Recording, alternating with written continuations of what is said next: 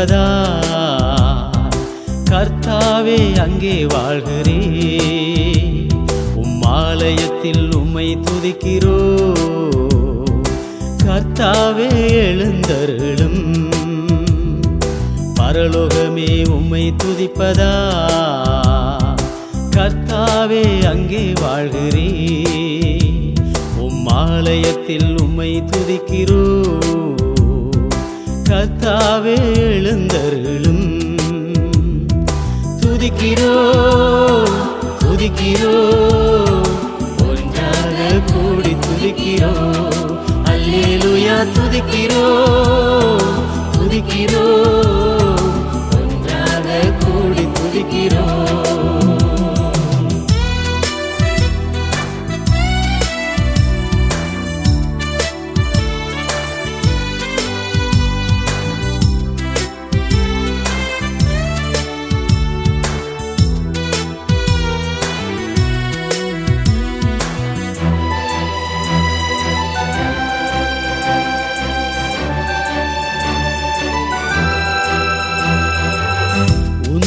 நாமம் இந்த வருடத்தின் முதல் கத்தோலிக்க சேனையின் ஆராதனையாக கொள்கையாக அவருடைய பாதங்களில் கலந்து கொள்வதற்கு தேவநாயகத்தர் இமட்டும் எனக்கு உங்களுக்கு கூட கிருபை செய்தார். அதற்காக செய்திருக்கிறார். அதற்காக நாம் தேவநாயகத்திற்கு அதிகமாக நன்றி செலுத்த கடமைப்பட்டிருக்கிறோம். இது கடைசி கால கத்தோலிக்க சேனையாக இருக்கிறது. அதற்காக நான் என் தேவநாயகத்திற்கு அதிகமாக சோதனை செலுத்துகிறார். இந்த சேனை ஜெயிக்கும். இந்த சேனை ஜெயிக்கும். இந்த சேனை உலகத்தை ஜெயிக்கும். கர்த்தர் தம்முடைய சேனைக்கு முன்பாக இனி சத்தம் விடுகிற சத்தம் பூச்சகரம் இங்கு துணிக்கு காலமாக இருக்கிறது. அவன் சத்தம் இனி தொலைக்கும். அவன் சேனைக்கு முன்பாக சத்தம் விடுவான். சத்தம் கேட்கும். எல்லாரும் காதுகளில் தனித்தனியாக தொனிக்கும். இது கர்த்தருடைய சத்தம் என்று எல்லாரும் விளங்கிக் கொள்ள முடியாது. ஒவ்வொருடைய இதயத்தில் காதுகளிலும் இனி கர்த்தருடைய சத்தம் தொனிக்கும். தொனிக்கும் தொனிக்கும் தொனிக்க போகிறது. அதற்காக நான் தேவநாயகத்திற்கு நன்றி செலுத்துகிறேன். எல்லாவற்றையும் தேவன் அறிந்திருக்கிறார். முக்காலத்தையும் தேவன் அறிந்திருக்கிறார். எல்லா காலமும் கர்த்தருக்கு தெரியும். இந்த உலகத்தை தோற்றம் முதல் உலகத்தை முடிவு வரைக்கும் முதல் மனிதனான ஆதாமுடைய தோற்றம் முதல் கடைசியாக பிறக்க போகிற ஒரு மனிதன் வரைக்கும் இந்த உலகத்தின் ஆரம்பமும் முடிவும் நடந்த நடக்க போகிற எல்லாம் இறைவனுக்கு தெரியும். தம்முடைய ஜனங்களை பாதுகாக்கவும் தம்முடைய ஜனங்களை ரட்சிக்கவும் தேவனாய் கர்த்தர் அந்தந்த காலங்களிலே காலகாலமாக இந்த உலக தோற்றம் முதலே ஆங்காங்கே தேவனாய் கர்த்தர் ஏற்பாடுகளை செய்து வைத்திருந்தார். அவருக்கு உலகத்தின் ஆரம்பமும் தெரியும், முடிவும் தெரியும், முக்காலமும் தெரியும். ஆனபடினாலே ஆண்டவராக தேவன் என்ன செய்திருக்கிறார் என்று சொன்னால் இந்த உலகத்தின் தோற்றம் முதல் அந்த கடைசி மூமெண்ட் வரைக்கும் கடைசி வரைக்கும் என்னென்ன நடக்கும் என்று ஆண்டவருக்கு துல்லியமாக சரியாக தெரியும். ஆனபடினாலே அந்தந்த காலங்களிலே தேவன் தம்முடைய ஜனங்களை பாதுகாக்கிறதுக்காக அவர்களை விடாக ஆசீர்வதிக்கிறதுக்காக தேவனாய் அந்தந்த காலத்துக்கு என்ன வேண்டுமோ அதை எல்லாவற்றையும் உலகத்தை தோற்றுவிக்கிறதுக்கும் போது எல்லாவற்றையும் சேர்த்து அவர் ஏற்பாடு செய்து விட்டார். அந்தந்த காலங்களில் அந்தந்த காரியங்கள் ஆட்டோமேட்டிக்கா நடக்கும். அப்படியே கர்த்தருடைய கடைசி நாட்களிலே கர்த்தருடைய வருகை செயல்பாக இருக்கிற அந்த நாட்களிலே காலம் வந்த பொழுது 1968 8வது மாசம் 8வது தேதியிலே ஆண்டவர் என்ன செய்தார்? ஏற்ற இருக்கிறார். இந்த நாளிலே இப்படி ஒரு தேவ மனிதனை எழுப்பி சபையை எழுப்பி சத்தியத்தை மீண்டும் உலகத்தை ஸ்தாபிக்க வேண்டும் என்று சொல்லி அவர் ஏற்கனவே அந்த காலத்தை முன்குறித்து வைத்திருந்தார். சத்தியம் அறிந்து போய்விடக்கூடாது என்பது கர்த்தருடைய சித்தமா இருந்தபடினாலே அப்படியாக மங்கி போயிருந்தான ஆதி அப்போஸ்தலர் காலங்களுடைய காரியங்களை தேவனாய் கர்த்தர் மீண்டும் அப்படியாக வெளியே கொண்டு வருவதற்காக மீண்டும் தம்முடைய ஜனங்களை கூட்டி சேர்த்து சபையாக கூட்டி சேர்க்க வேண்டும் என்று ஒரு காலத்தை நிர்ணயித்து வைத்திருந்தார். அந்த நாள் ஹல்லேலூயா. ஆமா, அந்த பெர்சன் ஐயா ஹல்லேலூயா ஹல்லேலூயா. ஆயிரம் பேர் ஆயிரம் பேசினாலும் நம்ம ஆகியத்தை உள்ளவர்களாக இருக்க வேண்டும். ஐயாவுக்கு பெருத்த ஹல்லேலூயா ஹல்லேலூயா. அவர் தேவனுடைய முன் தீர்மானமாக இருந்தார். அதற்காக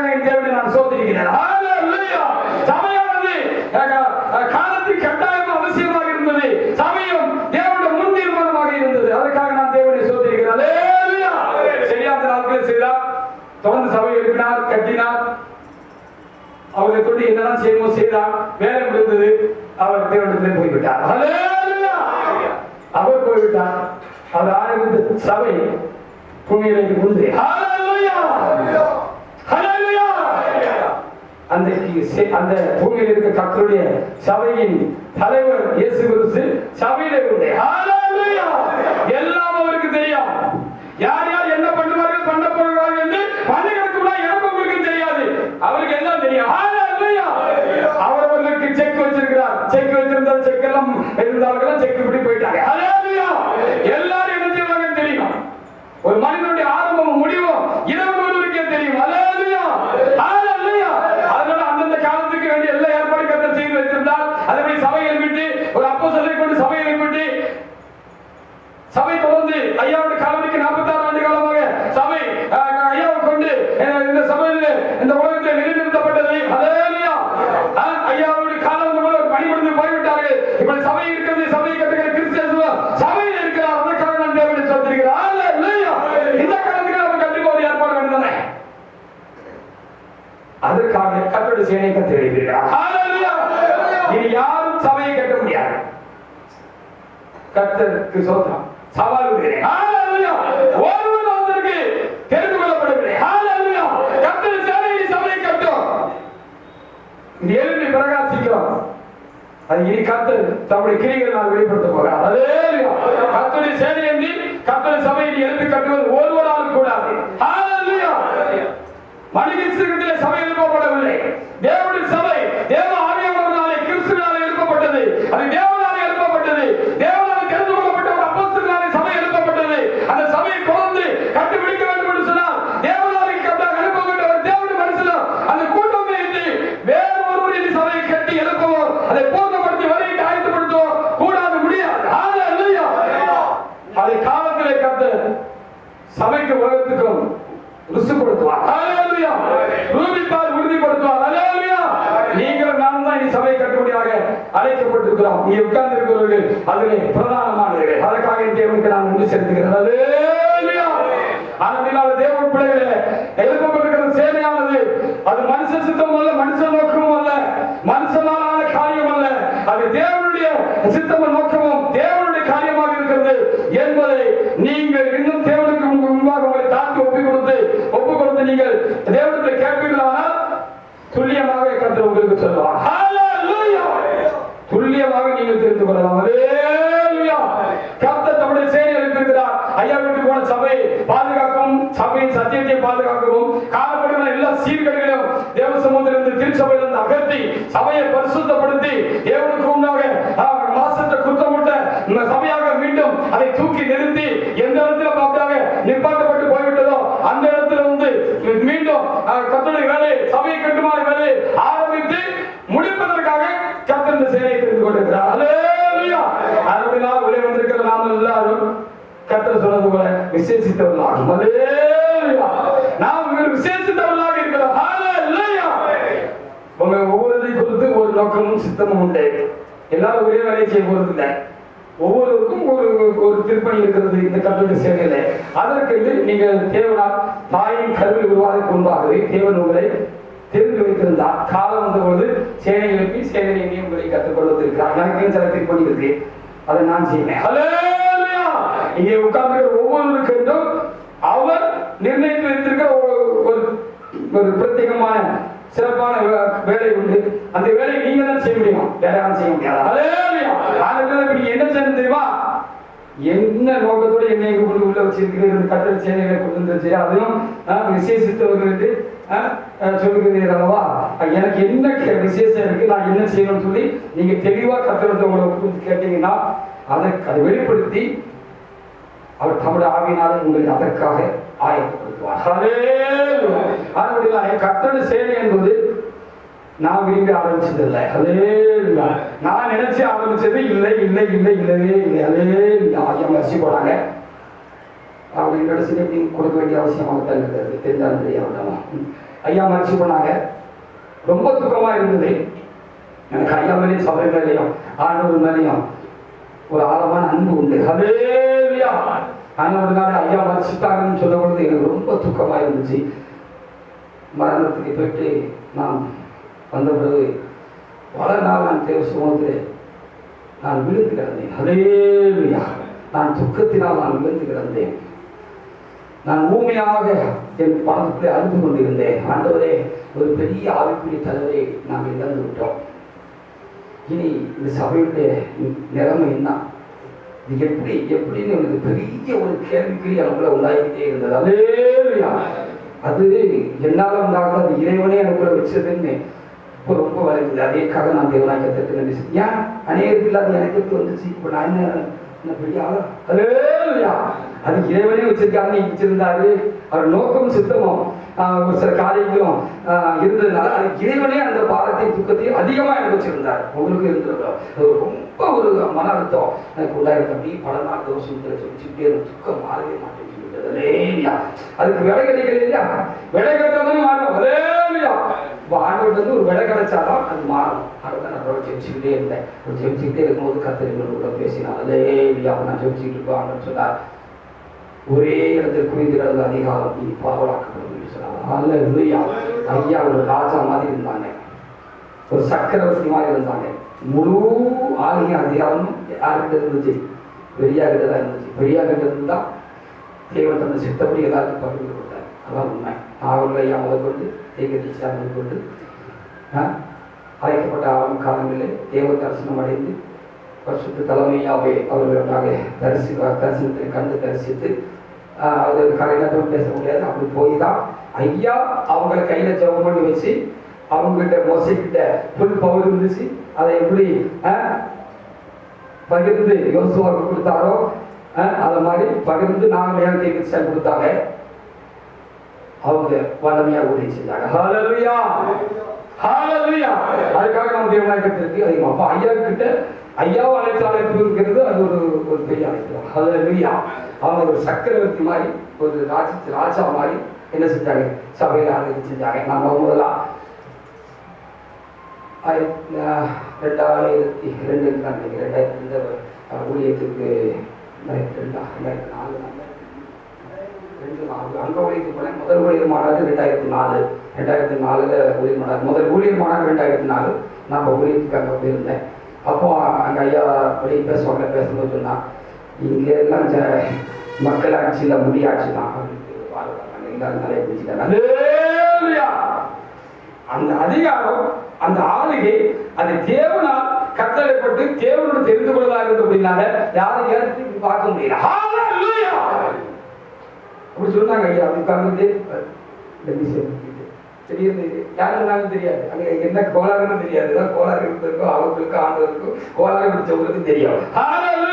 அப்படின்னு சொன்னாங்க, இங்க எல்லாம் மக்களாட்சி ஒண்ணு கிடையாது, இந்த மொழியாட்சி தான் அப்படின்னு பாராட்டாங்க. நேற்று ஒரு தலையை புரிஞ்சுக்கிட்டாலே எனக்கு தெரியாது.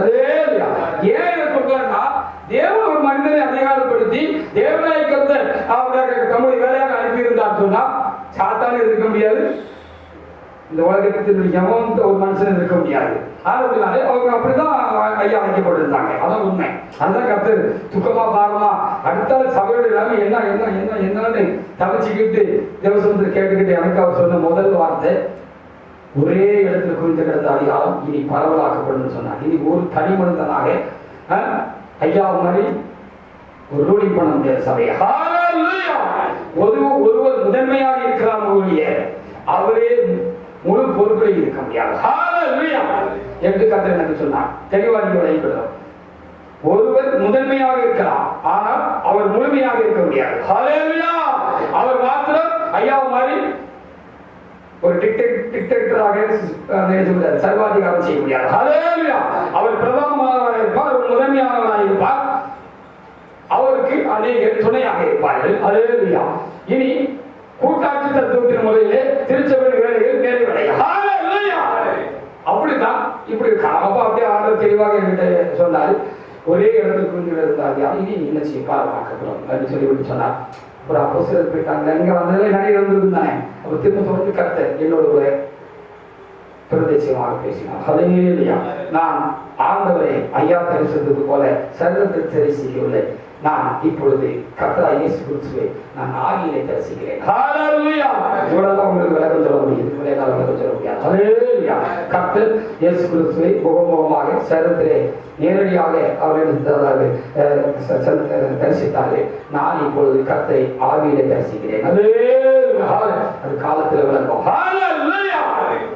அப்போ கர்த்தர் அந்த தோணு சொன்னார், ஒரு அப்போஸ்தலனை எடுத்துக்கொண்டேன், இனி அநேக அப்போஸ்தலரை சபையிலிருந்து சபைக்காக எழுப்பேன் என்று கர்த்தர் எனக்கு சொன்னார். ஹalleluya.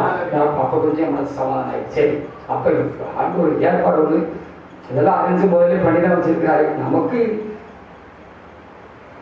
கண்ணுக்கு வழங்கல, புத்திக்கு எட்டல, அதனால நம்ம புலம்பிட்டு பார்த்துருப்பா. சரி, ஆண்டவர் நம்ம பதில் சொல்லிட்டாருன்னு சந்தோஷப்பட்டேன். அப்படி ஆண்டவர் ஒரு செகண்ட் அப்படி நிப்பாட்டினாரு. ஹalleluya. நிப்பாட்டி சொன்னார், எனக்கு உனக்கும் நான் தரிசனமாவேன் என்று கர்த்தர் எனக்கு சொல்லியிருக்கிறார். ஹalleluya. எனக்கும் தரிசனமாவேன் என்று சொல்லி கர்த்தர் சொல்லியிருக்கிறார். அப்ப அந்த அப்போஸ்தலரை நானும் இருக்கேன் அப்படின்னு கர்த்தர் அன்னைக்கே சொல்லிட்டார். ஹalleluya. நிஜமான ஒரு 2-3 மாசத்துல கையா பறிச்சு அப்ப என்னைய முதல்ல ஸ்டடி பண்ணார். ஹalleluya. ஒரு சேனை எழுப்ப வேண்டியிருக்கிறபடினாலே என்னை மனதிலும் ஆவியிலும் என்னை தேவன் ஸ்டடி பண்ணாருன்னு தான் இப்பொழுது நான் புரிஞ்சு கொள்கிறேன். ஹalleluya. நான் சரியா தெளிவா இல்லைன்னா இப்போ ஒரு கூட்டத்தை முன்னேறி நடத்திட்டு போக முடியும். ஹalleluya. ஆனால் கர்த்தர் எனக்கு அடுத்து என்ன செய்ய போகிறார் என்பதை எனக்கு என் தேவன் ஆவியிலே வெளிப்படுத்தினார். ஹalleluya. இப்படி கர்த்தர் சொல்லிட்டார். கொஞ்சம் சமாதானம் உண்டாயிற்று. இடைக்காலங்களிலே அதிகாரம் பரவலாக்கப்படும் சொல்லிட்டாரு போது நான் எனக்கு இருக்கிற பலத்தோடு கூட சில நோக்கத்தோடு சித்தத்தோடு கூட அதற்காக நான் போராடி பிரயாசப்பட்டேன்.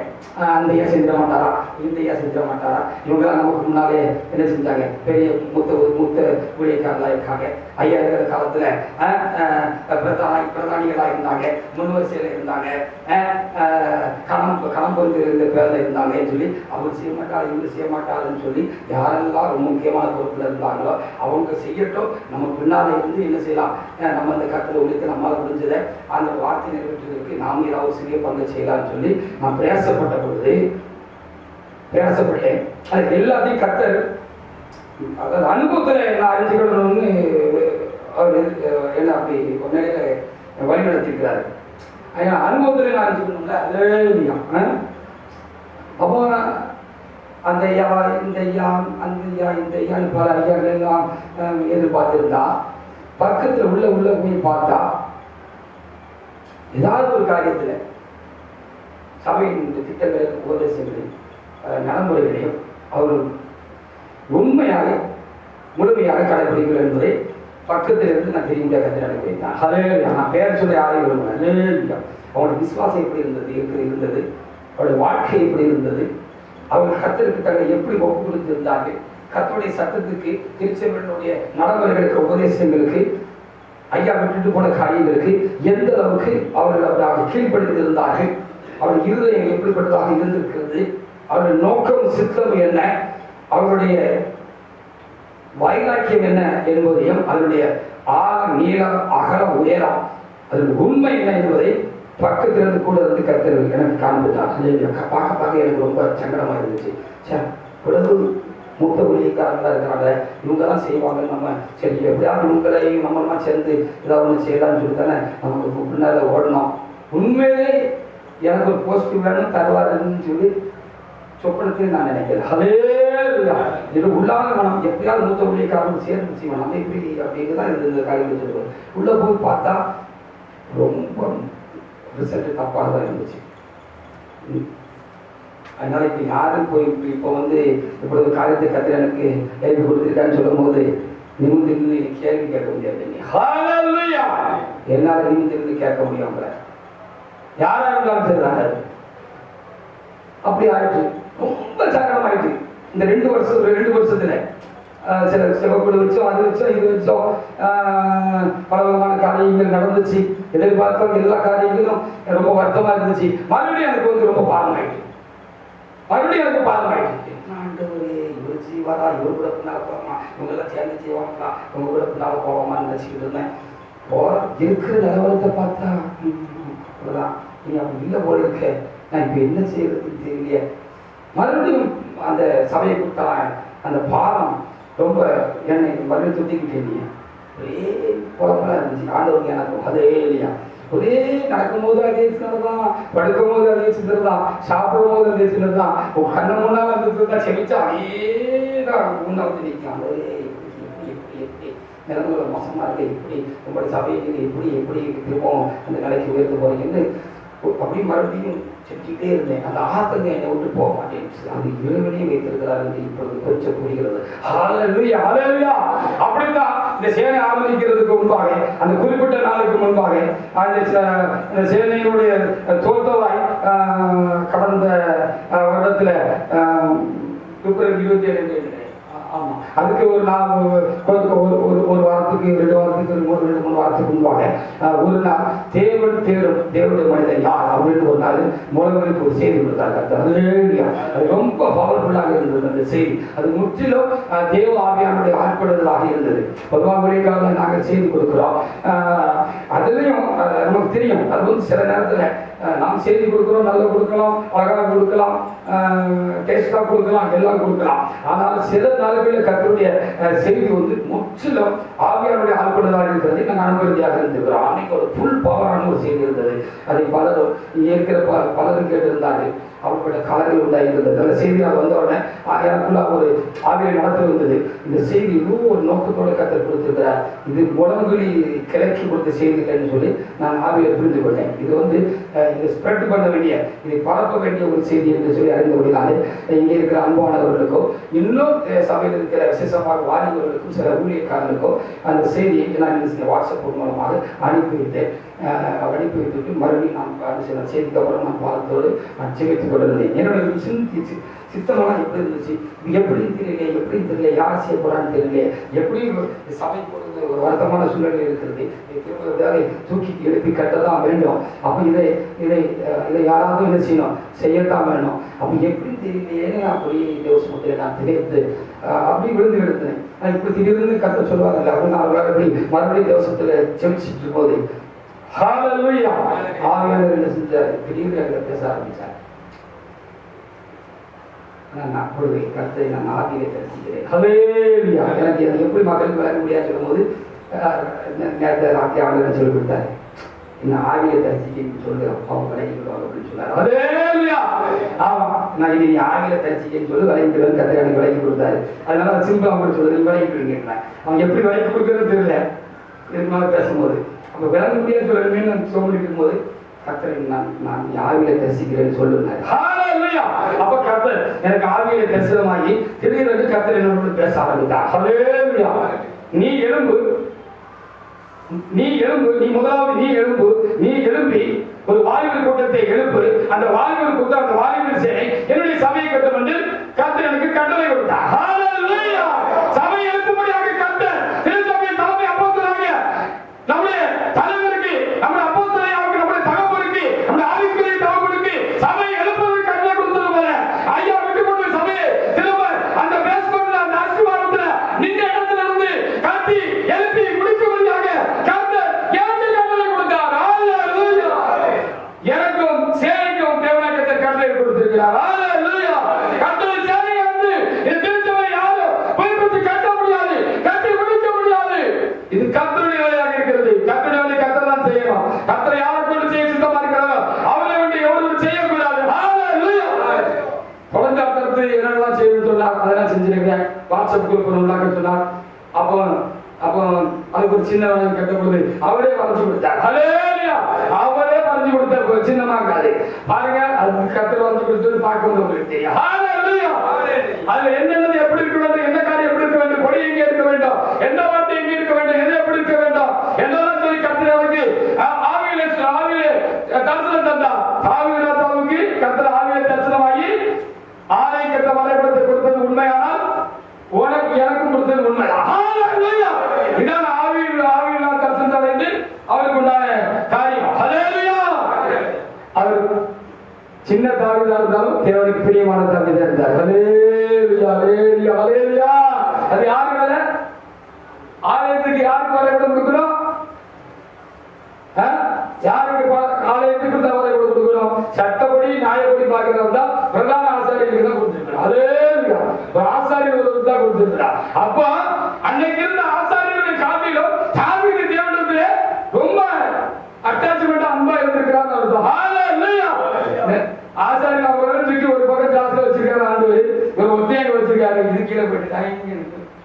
மேல போயிட்டாங்க. அல்லேலூயா. இவங்க எல்லாம் நம்ம காலை கேட்கிறத சரியா நம்ம விரும்பினபடி கேட்க மாட்டாங்க, அவருக்கு தெரியும். அதனால தாவீதை கர்த்தர் தெரிந்து கொண்டார். சின்ன தாவீதை கர்த்தர் தெரிந்து கொண்டார். அல்லேலூயா. மீதியானுடைய காலத்திலிருந்து தேவதூதன் வீட்டுக்குள்ள இருக்கு ஒரு சின்ன கிரியால தான் கர்த்தர் தெரிந்து கொண்டார். அல்லேலூயா. எனக்கு தேவனாய் கர்த்தர் கட்டளை கொடுத்து அந்த சேனையை கொண்டு சபையை கட்டுவேன் என்று கர்த்தர் சொல்லியிருக்கிறார். அதற்காக நான் தேவனாய் கர்த்தருக்கு நன்றி செலுத்துகிறேன். அதை அவரே செய்கிறார். அதற்காக நானும் தேவனாய் கர்த்தருக்கு என்ன செய்கிறேன்? நன்றி செலுத்துகிறேன். நான் இங்க இருக்கேன், பிரசங்கத்துக்கு குளிஞ்சு இருந்திருக்கேன். இதெல்லாம் இப்போ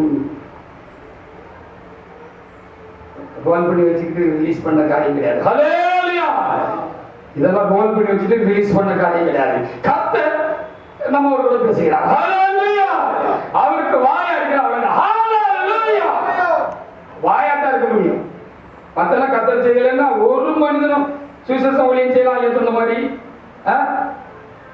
கூட்டங்கள் நடத்தலாம், என்ன வேணாலும் செய்யலாம். சபை கட்டுறதுக்கு மனுஷன் வேலை கிடையாது. ஹல்லேலூயா.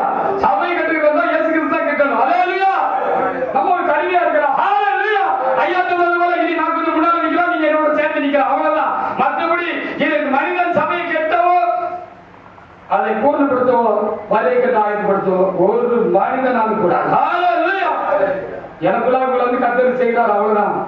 அது ரொம்ப தெளிவா இல்லைன்னா நம்ம நிலைமை மோசம் தான். சோத்ராண்டே சோத்ராலே. ஹல்லேலூயா. அப்போ நான் வாயா இருக்கேன். இப்ப சொன்னது போல நான் வந்து இப்படிலாம் சொல்லணும்னு கற்பனை பண்ணிட்டு வந்து சொல்லல, தெளிவா சொல்றேன். ஹல்லேலூயா. நான் நினைச்சிட்டு கொஞ்சம் ஆயத்தமாகிறது என் கடமை தானே. குதிரையோ யுத்தத்துக்கு ஆயத்தம், ஜெயமா கத்தணும். நான் ஆயத்தம் இல்லாத வர முடியாது ஒரு வழிகான. அவனா கொஞ்சம் அப்படி போய் பண்ணிட்டு வந்திருக்கேன். நான் இன்னைக்கு உண்மையில என்ன நினைச்சேன் தெரியுமா? சரி, ஒரு சிலருக்கு தானே தெரியாது, இப்போ தனியாக கூப்பிட்டு இதை செஞ்சுக்கலாம், சேனைக்கு அப்படின்னு சேர்த்துக்கலாம். நான் டக்குனு நிறைய பிரசனுக்கு போய் தான் நினைச்சேன். அவர் இங்கே வந்தோன்னா நான் சொல்றதை சொல்லிட்டு உன் வேலையை பார்த்துட்டு போன்னு சொன்ன மாதிரி நீ முதல்ல இந்த தோற்ற வாயை சொல்லு அப்படின்னு எனக்கு சொன்னதுனால நான் சொல்றேன். ஹல்லேலூயா. ஏன்னா தெளிவா நீங்களும் அனுப்பிச்சு கொள்ளணும் இல்லையா? நான் ரொம்ப தெளிவா இருக்கேன். எந்த கூட்டத்திலையும் எந்த தேவனுடைய மனுஷனுக்கு கூப்பாகோ உனக்கு இந்த அதிகாரம் யாரு கொடுத்தாங்கன்னா நான் இன்னைக்கு சொல்றேன். ஹல்லேலூயா. அது கர்த்தர் கொடுத்ததற்குனால யாரும் எதிர்த்து நிற்க முடியாது. ஹல்லேலூயா. நாளை நீங்கள் சபையை கட்ட போகிறோம். ஹல்லேலூயா. அப்படியே அந்த வாட்ஸ்அப் குரூப் ஆரம்பிச்சோம். அவர் 7 பேர் கர்த்தர் என்கிட்ட என்ன செய்தார் சொன்னா. அதுல ஒருவர் கொஞ்சம் சோட போயிடுவாருங்கிறதும் எனக்கு தெரியும். எனக்கு வச்ச டெஸ்ட் அன்னைக்கு நான் இடையில சொன்ன மாதிரி எனக்கு ஆண்டவருக்கு மேலாவது சொல்லிட்டோம்னா சோழி முடிச்சு போச்சு. அப்புறம் தேவன் நம்மளை கொண்டு ஒன்றும் செய்ய முடியாது. இதில் ரொம்ப சிக்கல்லாம் இருக்கு, நிறைய காரியம் இருக்கு. அதெல்லாம் கொஞ்சம் நாள் கடந்த பாதையிலும் கொஞ்சம் அனுபவங்களால நான் புரிந்து வச்சிருக்கேன். ஒரு மூச்சு விடலை. எனக்கு தெரியும் இந்த ஆளு 7-1 இப்போதைக்கு வழியை போட்டு இதனால வரும் அப்படின்னு எனக்கு கொஞ்சம் புரியுது. நான் ஒன்றும் சொல்லல, மூச்சு விடாமல் இருந்தேன். என்னன்னா ஆண்டவனுக்கு வச்ச செக் மாதிரி தெரிஞ்சிச்சு. திருப்பி நான் சிரிச்சிட்டேன் யோசித்து. சரி ஆண்டவன் சொல்லி அவங்க எல்லாம் சேர்த்தாச்சு. அதே மாதிரி அந்த ஆளு இப்போதைக்கு கொஞ்சம் தள்ளி நிற்கிறது, இனி வரும். ஹல்லேலூயா. எதுக்கு சொல்ல வரேன்னா தேவனுடைய வேலையை செய்து முடிக்கணும்னு சொன்னா அவர் நம்மத்துல விசுவாசத்தை மாத்திரமே கீழ்ப்படுதலை எதிர்பார்க்கிறார். அவர் என்ன சொல்றாரோ செஞ்சுட்டு முடிச்சிடணும். தெரிஞ்சுட்டேன். கர்த்தருடைய சேனைகளை பெற்றேன். ஹல்லேலூயா. கர்த்தருடைய சேனை இப்பொழுது எழுப்பி விட்டது. ஹல்லேலூயா. இதை சில பிரதானிகளாகவும் நானும் இன்னைக்கு விளைவிடத்தினால் வராதிருக்கிற அந்த அந்தனை பையாகவும் சேனை தலைவர்களாக இருக்கிறோம். இந்த சேனைக்கு அதிபதி கர்த்தராகிய இயேசு கிறிஸ்துவாக இருக்கிறார். ஹல்லேலூயா. இந்த சேனைக்கு அதிபதி கர்த்தராகிய இயேசு கிறிஸ்துவாக இருக்கிறார். அந்த சேனை எழுப்புவதற்கு கர்த்தர் என்னை முதலாவது தேவனாய் கர்த்தர் தெரிந்து கொண்டு எனக்கு ஆவியிலே தரிசனமாகி தேவனாய் கர்த்தர் எனக்கு கட்டளை கொடுத்தார். நான் அவருடைய சத்தத்துக்கு கீழ்ப்படிந்தேன். இந்த நிமிஷம் வரைக்கும் இந்த சேனை கொடுத்த காரியத்தில் கர்த்தர் என்ன சொல்கிறாரோ அதை மாத்திரம் செய்து கொண்டிருக்கிறேன். இதுல நான் ரொம்ப தெளிவா இருக்கேன். அவர் சொல்ற மாத்திரம் நான் செய்வேன். ஹல்லேலூயா. ஹல்லேலூயா. அப்படி கர்த்தருடைய சேனை எழுப்பினவர்கள் சில பிரதானிகளாக இருக்கிறார்கள், நாங்கள் சேனை தலைவர்களாக தளபதிகளாக தேவசமுதில் இருக்கிறார், சில சேனை வீரர்களாக இருக்கிறார்கள். இந்த கூட்டமும் தேவராய் கர்த்தராக கூட்டப்பட்டிருக்கிறது. அவர் தமது சித்தம் கொண்டு சித்தமானவர்களே உங்களை இங்கே தேவனாய் கர்த்தர் அழைத்துக் கொண்டு வந்திருக்கிறார். இந்த நாளிலும் கர்த்தருடைய சேனைகளை சேர்த்துக் கொள்ளும்படியாக சில பிள்ளைகள் தேவனால் இங்கே அனுப்பப்பட்டிருக்கிறார்கள். அவர்கள் என்ன ஸ்தானத்துக்கு அவர் செய்ய வேண்டும் என்று சொல்லி கர்த்தர் எனக்கு சொல்லியிருக்கிறார். ஒரு சகோதரரை குறித்து சில காரியங்களை கர்த்தர் சொன்னார். அவருக்கு மாத்திரம் நான் எழுந்திருந்தேன். ஏன்னா அப்படி ஒரு ஒரு காரியத்தை அவருக்கு ஒரு விசேஷத்த காரியத்தை கர்த்தர் வச்சிருக்கிறாரு. அதுக்கு எதிராக வந்திருக்காங்க. எப்படியா குறைஞ்சி மத்திய தடப்படியிலாமல் பார்ப்பான். அப்போ ஆவிக்குரியவர்கள் அப்படிப்பட்ட காரியங்களை வருத்தாலும் மேற்கொண்டு விடுவார்கள். தேவன் மேல் ஒரு ஆழமான அன்பு எனக்கு உங்களுக்கோ நமக்கு உண்டாயிருந்தா சாத்தான தடையில, உலகம் தடையில, குடும்பமும் தடையில, உலகம் தடையில, ஒன்றும் தடையில வந்துடலாம். ஐயா காரியம் வேற, அவங்கள விட்டுட்டு பார்க்கணும். என்ன அது காரியம் வேற. பொதுவாக மற்றவங்களுக்கு சொல்லுதாங்க உலகம் தடையில வேலையே கிடையாது. என்ன மாதிரி ஆள் என்ன எனக்கு தெரியுமா, நீ போகக்கூடாதுன்னு சொன்னா நான் செஞ்சது தான் சொல்லுவேன். செய்யாத ஒன்றுமே நான் சொல்லலை. எங்கிட்ட வேலைக்கு போக வேலைக்கு போய் இன்னைக்கு இதுதான் எனக்கு ஜீவன், இதுதான் எனக்கு ரொம்ப முக்கியம், வேற எனக்கு முக்கியம் இல்லை அப்படிங்கிற நிலை இருந்துச்சுன்னா, கற்றுக்கிறதுக்காக இருந்துச்சுன்னா லீவு வைப்பேன். அதெல்லாம் குடும்ப வேலை இன்னைக்கு வந்தாங்கன்னா சரி போயிட்டு வரேன், நீங்கள் வேற யாராவது வச்சு பாருங்கன்னு சொல்லிடுங்க. இனி இந்த நிலை நமக்குள் உண்டாக விட்டால் கற்றுரை சித்தம் நீங்களாலும் செய்ய முடியாது. அதே இல்லையா, நீ அப்படி விட்டுட்டு வாங்க, எதை காட்டு பெரிய வேலை கிடைக்கும். கர்த்தர் தான் நமக்கு, மற்றதெல்லாம் நமக்கு வேண்டாம். அது வேலையா இருக்கட்டும். இப்படி சொல்லுதல் நினைக்காதீங்க. உங்களுடைய ஆவியை தூண்டிவிட வேண்டியது என்னுடைய கடமையாக இருக்குது. வேலையா இருக்கட்டும், கொண்டாட்டியா இருக்கட்டும், பிள்ளையா இருக்கட்டும், என்னதான் இருக்கட்டும், அதெல்லாம் நமக்கு பின்னால வச்சுக்கலாம். இதுதான் முன்னால. அதனால அந்த தேவனுடைய பிள்ளை அவருக்கு வச்சிருக்கிற ஆசீர்வாதத்தை இறந்து போயிடக்கூடாது, லேட் ஆயிடக்கூடாதுல்ல. அந்தந்த காலத்துல அந்த பெற்றோம்ல ஏதாவது ஒரு ஆயிடக்கூடாதுங்கிறதுக்காக அவருக்கு தூண்டி சில வார்த்தைகள் எழுதி போட்டேன். அது அவருக்கு எனக்கு தெரியும். அதே எப்படியாவது இன்னைக்கு நடந்த சம்பவங்கள்லாம் பார்க்கும்போது இந்த வருடத்துல முதல் கூட்டத்தை எப்படியாவது தடுத்துடணும் சாத்தான் பார்த்தான். ஆனா செய்துதான் சித்தமானவர்களாம் நீங்க வந்துவிட்டு இதுதான் கர்த்தருடைய சேனைகளுடைய காரியம். இனி மற்றதை நீங்க முழுசும் கர்த்தருக்கு ஒப்பு கொடுத்து நீங்க ஜெபம் பண்ணுங்க. நீங்க ஆவியை அறிந்து கொள்வீர்கள். நீங்க ஆவியை அறிந்து கொண்டாவா இதற்காக நீங்க ஆயத்தப்படுத்த வேண்டும். எல்லாத்தையும் பின்னர் தெரியப்பட வேண்டாம். நம்ம அப்பா நமக்கு போதும், அவர் நமக்கு கொடுத்த இந்த திருப்பணி போதும். இதற்காகவே வாழ வரைக்கும் வாழுவோம், அதுக்கப்புறம் நம்ம சாவோம். நம்ம கொஞ்சம் நின்று ஊழியம் செய்கிறது ஒரு டைட்டான காரியம் தான். சில ஆரம்பத்தில் சில புகழ் காரியங்கள் எல்லாம் 15-16 வருஷமா பங்கு ஊழியம் செய்கிறேன். அதே இல்லையா? அப்போ இப்போ வந்து ஹார்ன் வெளியில் வைக்கக்கூடாதுன்னு பாரசு தரப்பட்டிருக்கிறது. சில காரியங்கள் நம்ம சரியாக நடந்து கொள்வது சரி, இப்பெல்லாம் பாராட்டக்கூடாது. அப்போ ஹார்ன் தான் வைக்கலாம் இருந்துச்சு. அப்போ சரி எது போகலாம்ட்டு ஒரு நாள் இந்த மாதிரி பிரச்சனை வேலையில் ஏறினேன். இவங்க இப்போ தான் இங்கே வந்திருக்கிறாங்க. நான் சொல்லுவது 12 வருஷத்துக்கு முன்னாடி ஊழியத்துக்கு வந்த ஆரம்ப காலம் இல்லை. பிரசங்கத்தில் டக்குன்னு ஒரு பவர் சொன்னேன். நான் ஊழியத்தை படைக்கிறதுக்கு வரல, இயேசு கிறிஸ்துக்காக சாகிறதுக்கு வந்து எதுக்கு வந்திருக்கா? நீங்கள் எதுக்கு வந்திருக்கீங்க? அது வரைக்கும் நீங்க செய்யாரு. எப்படி மைக்கில் காமாறு ஒரு அடி அடிச்சாங்க, ஒரு புறம் கேட்கும். நான் வயிற்று பொழப்பு செய்யறதுக்காக ஊழியத்துக்கு வந்திருக்கேன் நினைச்சிட்டு இருக்கீங்களா? நீங்க இயேசுக்காக சாகிறதுக்கு வந்திருக்கேன் நினைச்சு எத்தனை ஆய்வு சாட்சியம் தெரியல. அதுக்கப்புறம் ஊழியத்துக்கு கிடையாது. 15 வருஷமா ஆண்டு ஊழியம் செய்கிறேன். கர்த்தர் சித்தமான மட்டும் ஊழியம் செய்வோம். ஆனால் நீங்க எதுக்கு அழைக்கப்பட்டிருக்கீங்க? நோக்கம் என்ன சித்தமான இருந்து வேலையா இருக்கட்டும், எதா இருக்கட்டும், உலகத்துக்கு எந்த ஒரு காரியமா இருக்கட்டும், அதெல்லாம் தூக்கி எதிர்க்கும் தயாரா இருக்கட்டும். நீங்க தயாரா இருக்கு அப்படிதான் ஒன்றும் நடக்காது. அதுக்கு என் வாழ்க்கை தனியாக பேசுவாங்க. டைம் கிடைக்காது. அதே அப்படின்னால இது கர்த்தருடைய ஏற்பாடாக இருக்கிறது. இது கர்த்தரி இந்த சேனைகளுக்கு இருக்கிறார். கர்த்தரி இந்த சேனையை செய்வார், தொடர்ந்து நடத்தி கொண்டு போவார். சேனையை கொண்டு கர்த்தர் சபையை சீர்படுத்தி அவருடைய சத்தியத்தையும் சபையும் தேவநாயகத்தை பாதுகாத்து நிலைநிறுத்தி அவர் தொடர்ந்து நம்மோடு அநேகத்தில் வந்து சேர்வார்கள். வெளியே உலகம் முழுவதும் இந்த சேலைக்கு தெரிந்து உலகத்தோடு அவருமாறு சேர்ந்து கர்த்தருடைய கடைசி நேர ஊழியத்தை, கடைசி காலங்களுக்கு கடைசி நேர ஊழியம் இருக்கிறது கர்த்தர் சொல்லுகிறார். இந்த கடைசி நேர ஊழியத்தை நாம் செய்து முடிப்போம். கர்த்தர் வருவார். நாம் சபையாக நாம் எல்லாரும் எடுத்துக் கொள்ளப்படுவோம். அந்த நோக்கத்தோடு கர்த்தருடைய சேனை ஆரம்பிக்கப்பட்டிருக்கிறது. அது எனக்கு தான் சொல்லப்பட்டிருக்கிறது. சபையில் எந்த ஒரு எல்லாரும் அதை செய்ய முடியாது. ஓப்பனாக அறிவித்து சொல்லிட்டாரு. ஓப்பனாக என்ன அறிவித்து சொல்லிட்டாரு. அன்னைக்கு ஒரு நாள் இந்த பயன்படுத்த ஒரு சபையில் இருக்கப்பட்டிருக்கிறது. அங்கே போகும்போதே சொன்னாரு, சொல்ல விட்டுட்டேன், நான் உனக்கு சொன்னதை நீ எல்லாருக்கும் முன்பாக பிரகடனப்படுத்துன்னு சொன்னார். இந்த சில வார்த்தையை நான் கருத்து சொல்லும் போது மறக்காது. நான் உனக்கு சொன்னதை எல்லாருக்கும் முன்பாக பிரகடனப்படுத்து. இந்த வார்த்தை ரொம்ப ஒரு முக்கியமான வார்த்தை. பிரகடனப்படுத்து, தமிழோட பிரகடனப்படுத்து அப்படின்னு சொல்லிட்டு அந்த ஆண்டு சொன்னாரு, உனக்கு வல்லமையும் அதிகாரம் அளிக்கிறேன் என்று கருத்து எனக்கு சொல்லியிருக்கிறார். நான் சொல்றதுதான் அவர் சொல்லிடுவார். இப்ப இவர் சொன்ன மாதிரி நான் சொல்றதுக்கு கொஞ்சம் பம்புனாலும் அவரு சொல்லிடுவாரு. எதையுமே சொன்ன மாதிரி கர்த்தரோ எனக்கு பயங்கரமான பராக்கிர சவாலியாக இருக்கிறார். அவர் என்னை மேற்கொண்டார். அவர் என்ன மேற்கொள்வார். அதனால் என்ன கொண்டு சொல்லுவார், என்ன கொண்டு செய்வார். நடக்கும். கர்த்தர் செய்து முடிப்பார்.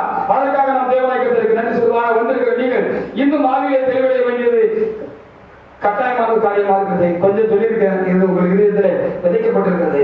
நீங்கள் அதுக்கு தண்ணி வச்சு உரம் போட்டு நீர் வச்சு களை எடுத்து இருந்தீங்கன்னா அது வளரும். அப்போ நீங்கள் எனக்கு எந்த அளவுக்கு இந்த காரியத்தை கொடுத்து ஒரு திட்டமான அறிவு விசுவாசம் உண்டாயிருக்கிறதோ அதே அறிவு திட்டம் உங்களுக்கு உண்டாகும். உண்டானா மாத்திரமே நீங்கள் இந்த வேலையை செய்ய முடியும். இல்லாட்டி நீங்கள் ஒன்றும் உங்கள் சாமர்த்திய வேலையிலும் ஒன்றும் செய்ய முடியாது. நானும் செய்ய முடியாது.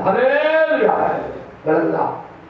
அந்த அறிவு விசுவாசமும் அந்த ஆவி அவர்களுக்கு உண்டானால்தான், அதை நீங்கள் வாஞ்சித்து பிரயாசப்பட்டு பெற்றுக்கொண்டால்தான், அந்த ஆவியினால்தான், அந்த விசுவாசத்தினால்தான் நீங்கள் என்ன செய்வீங்க, வேலையை செய்வீங்க. நீங்கள் உங்கள் சாமர்த்தியெல்லாம் செய்ய முடியாது. நான் செய்ய முடியாது. அதே அதுக்காக நாம் தேவநாயகத்திற்கு நன்றி செலுத்துவோமாக. சுத்தமானது இன்னைக்கு அதை செய்தியும் சேர்த்து கேட்டு நாம் தேவநாயகத்திற்கு நாம் சோதனை செலுத்துவோமாக. இந்த நாளுடைய செய்திக்காக நான் அந்த வார்த்தையிலிருந்தே நான் பேசுவதை காத்திருந்தேன்.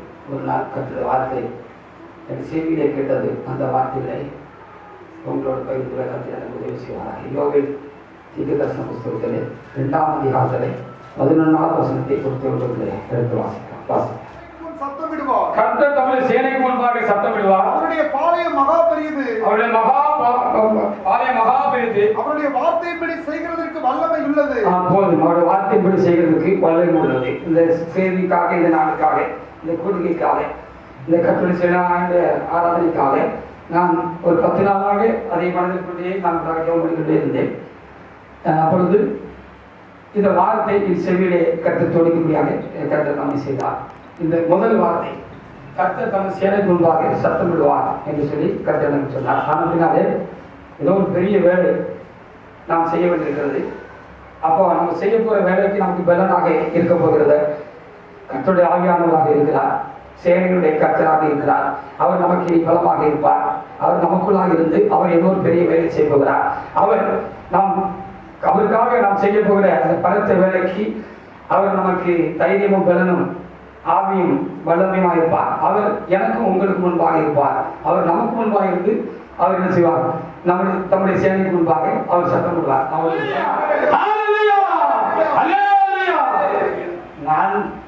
நான் சவுண்டு போட்டாலே ஏதோ கொஞ்சம் உங்களுக்கு தீ பிடிக்கிறது கொஞ்சம் தெரியுது. எனக்கும் முன்பாக அவர் நின்றுட்டு ஒரு சவுண்டு போட்டாருன்னு சொன்னா அப்பொழுதுதான் பத்தி எரிஞ்சிடும். ஆமா, அதுக்கப்புறம் ஸ்டாப் பண்ண முடியாது என்னைய உங்களே என்று சொல்லி கர்த்தர் நாள் இந்த வார்த்தையை கொடுத்த பொழுது நான் அதிகமாக விளந்து கொண்டேன். இன்னும் யோசுவா எரிகோவின் வெளியிலிருந்து தன் கண்களை ஏறெடுத்து பார்க்கும்போது பார்க்கும் பொழுது இதோ ஒருவர் அவனுக்கு எதிரே நின்றார். உருவின பட்டயம் அவர் கையில் இருந்தது. யோசுவாவிடத்தில் போய் நீ எங்களை சேர்ந்தவரோ எங்கள் சத்துருக்களை சேர்ந்தவரோ என்று கேட்டான். 14 வாசிக்கிறான். அதற்கு அவர் அல்ல, நான் கர்த்தருடைய சேனையின் அதிபதியாய் இப்பொழுது வந்தேன் என்றார். அப்பொழுது யோசுவா தரையிலே முகப்புறம் இருந்து பணிந்து கொண்டு அவரை நோக்கி என் ஆண்டவர் தமது அடியனுக்கு சொல்கிறது என்னவென்று கேட்டான். சேனையின் அதிபதியாக கர்த்தராகிய இயேசு கிறிஸ்து இனி சேனைக்கு முன்பாக சத்தமிடுவார். ஹல்லேலூயா. அவர் எழுந்தருகிறதை இனி உங்கள் கண்கள் காணும். ஹல்லேலூயா. யோசுவா கண்ணை திறந்து விட்டார் ஆண்டவரே. இஸ்ரவேலின் யுத்தங்களை நடத்துகிற கர்த்தராக அவர் சேனையின் அதிபதியாக அவரோடு கூட இருந்தார். யோசுவாவின் கண்களை கர்த்தர் திறந்தார். ஹல்லேலூயா. அவருடைய கண்களை ஆவிக்குரிய கண்களை திறந்த பொழுது அவர் பிரதிச்சமாக அங்கே ஒருவரை நிற்க கண்டார். அவருடைய கையில ஒரு குருவிய பட்டயம் இருந்தது. ஹல்லேலூயா. அவர் யாருன்னு தெரிந்து கொள்ள அவரிடத்தில் விசாரித்த பொழுது என்ன சொன்னார்? நான் சேனையின் அதிபதியாக நான் வந்தேன் என்று சொன்னார். ஹல்லேலூயா. ஆனபடியால் கர்த்தர் தமது சேனைக்கு முன்பாக சத்தமிடுவார் என்று சொல்லியிருக்கிறபடினாலே இது மாம்சத்திலே செய்யப்படுகிற வேலை அல்ல, ஆவியிலே செய்யப்படுகிற பெரிய ஒரு வேலையாக இருக்கும். அதுக்கு கர்த்தர் என்ன செய்வார்? சேனையின் அதிபதியாக நமக்கு முன்பாக சத்தமிடுவார். அவருடைய சத்தம் நம்மை அக்கினியாக்கிவிடும். நாம் அவர் முன்ன போறதுனால நம்ம பின்ன என்ன செய்யலாம்? தைரியமா ஊழியம் செய்வோம். நம்முடைய கண்கள் எல்லாம் இனி திறக்கப்படும். கண்கள் எல்லாம் திறக்கணும் தானே? கண்ணெல்லாம் திறக்கணும். இல்லைன்னா கொஞ்சம் அப்படி பேக்கடிச்சுட்டே நீ போற மசாலா காணிக்கலாம். கண்ணு சரியா திறந்து அன்னைக்கு வருஷம் பார்த்த மாதிரி சேனையின் கர்த்தர் உரியப்பட்டதோட நம்ம முன்பா நிக்கிறது காண்பிட்டோம்னா தன்னால பவராயிடும். அப்புறம் கொஞ்சம் அங்கே இருக்கிற சந்தேகம் கொஞ்சம் பலவீனம் பயணக்கியா எல்லா ஃபுல் பவர் ஆகிடுங்க. ஹல்லேலூயா. கர்த்தர் தமது சேனைக்கு முன்பாக இனி சத்தமிடுவார். அதை நீங்கள் பிரதிநிதியாக காண்பீர்கள். நானும் காண்பேன், காணப்போகிறேன். இந்த ஆண்டிலே கர்த்தர் பெரிதான காரியங்களை என்னை கொண்டும் உங்களை கொண்டும் தேவனாய் கர்த்தர் செய்ய இருக்கிறார். அதற்காக நாம் தேவனாய் கர்த்தருக்கு அதிகமாக நாம் நன்றி செலுத்த கடமைப்பட்டிருக்கிறோம். சங்கீதம் 24:8 யார் இந்த மகிமையின் ராஜா என்று நாம் கேட்கிற அளவுக்கு சேனையை கர்த்தர் சேனைக்கு முன்பாக இருந்து தன்னுடைய கிரியை காண்பிப்பார். அவர் சேனைக்கு முன்பாக சத்தமிடுவார். வாசிக்கலாம் சங்கீதம் 24:8. யார் இந்த மகிமையின் ராஜா? யார் இந்த மகிமையின் ராஜா? அவர் வல்லமையும் பராக்கிரமும் உள்ள கர்த்தர். அவர் வல்லமையும் பராக்கிரமும் உள்ள கர்த்தர். அவர் யுத்தத்தில் பராக்கிரமும் உள்ள கர்த்தராமே. இப்படி நம்ம காண முடியாத கர்த்தருடைய சேனை கர்த்தராக இருக்கிற சேனையின் அதிபதியாக அவருடைய காரியங்கள் நமக்கு இனி பரிச்சயமாக காணப்படும். அதனால் நாளை நீங்கள் ஜீவனடைந்து கர்த்தருக்காக பராக்கிரமும் பலத்தமான காரியங்களை இனி தேவனுக்காக சபை நிமித்தம் நாம் செய்ய வேண்டிய வேலை பெருசாக இருக்கிறது. அதை நாம் ஆவியிலே காண்போம். ஹல்லேலூயா. உங்க கண்ணெல்லாம் திறக்கப்படும். நிச்சயமாக இப்படி நீங்கள் கர்த்தர் நமக்கு முன்னால் இருக்கிறாருன்னு நீங்க காண்பீங்க. அதனால இருக்கிற தயக்கமெல்லாம் மாறி புல் பவர் ஆகிடுவீங்க. ஹல்லேலூயா. அதனால கர்த்தர் தமது சேனைக்கு முன்பாக சத்தமிடுவார் என்று சொன்னீங்க.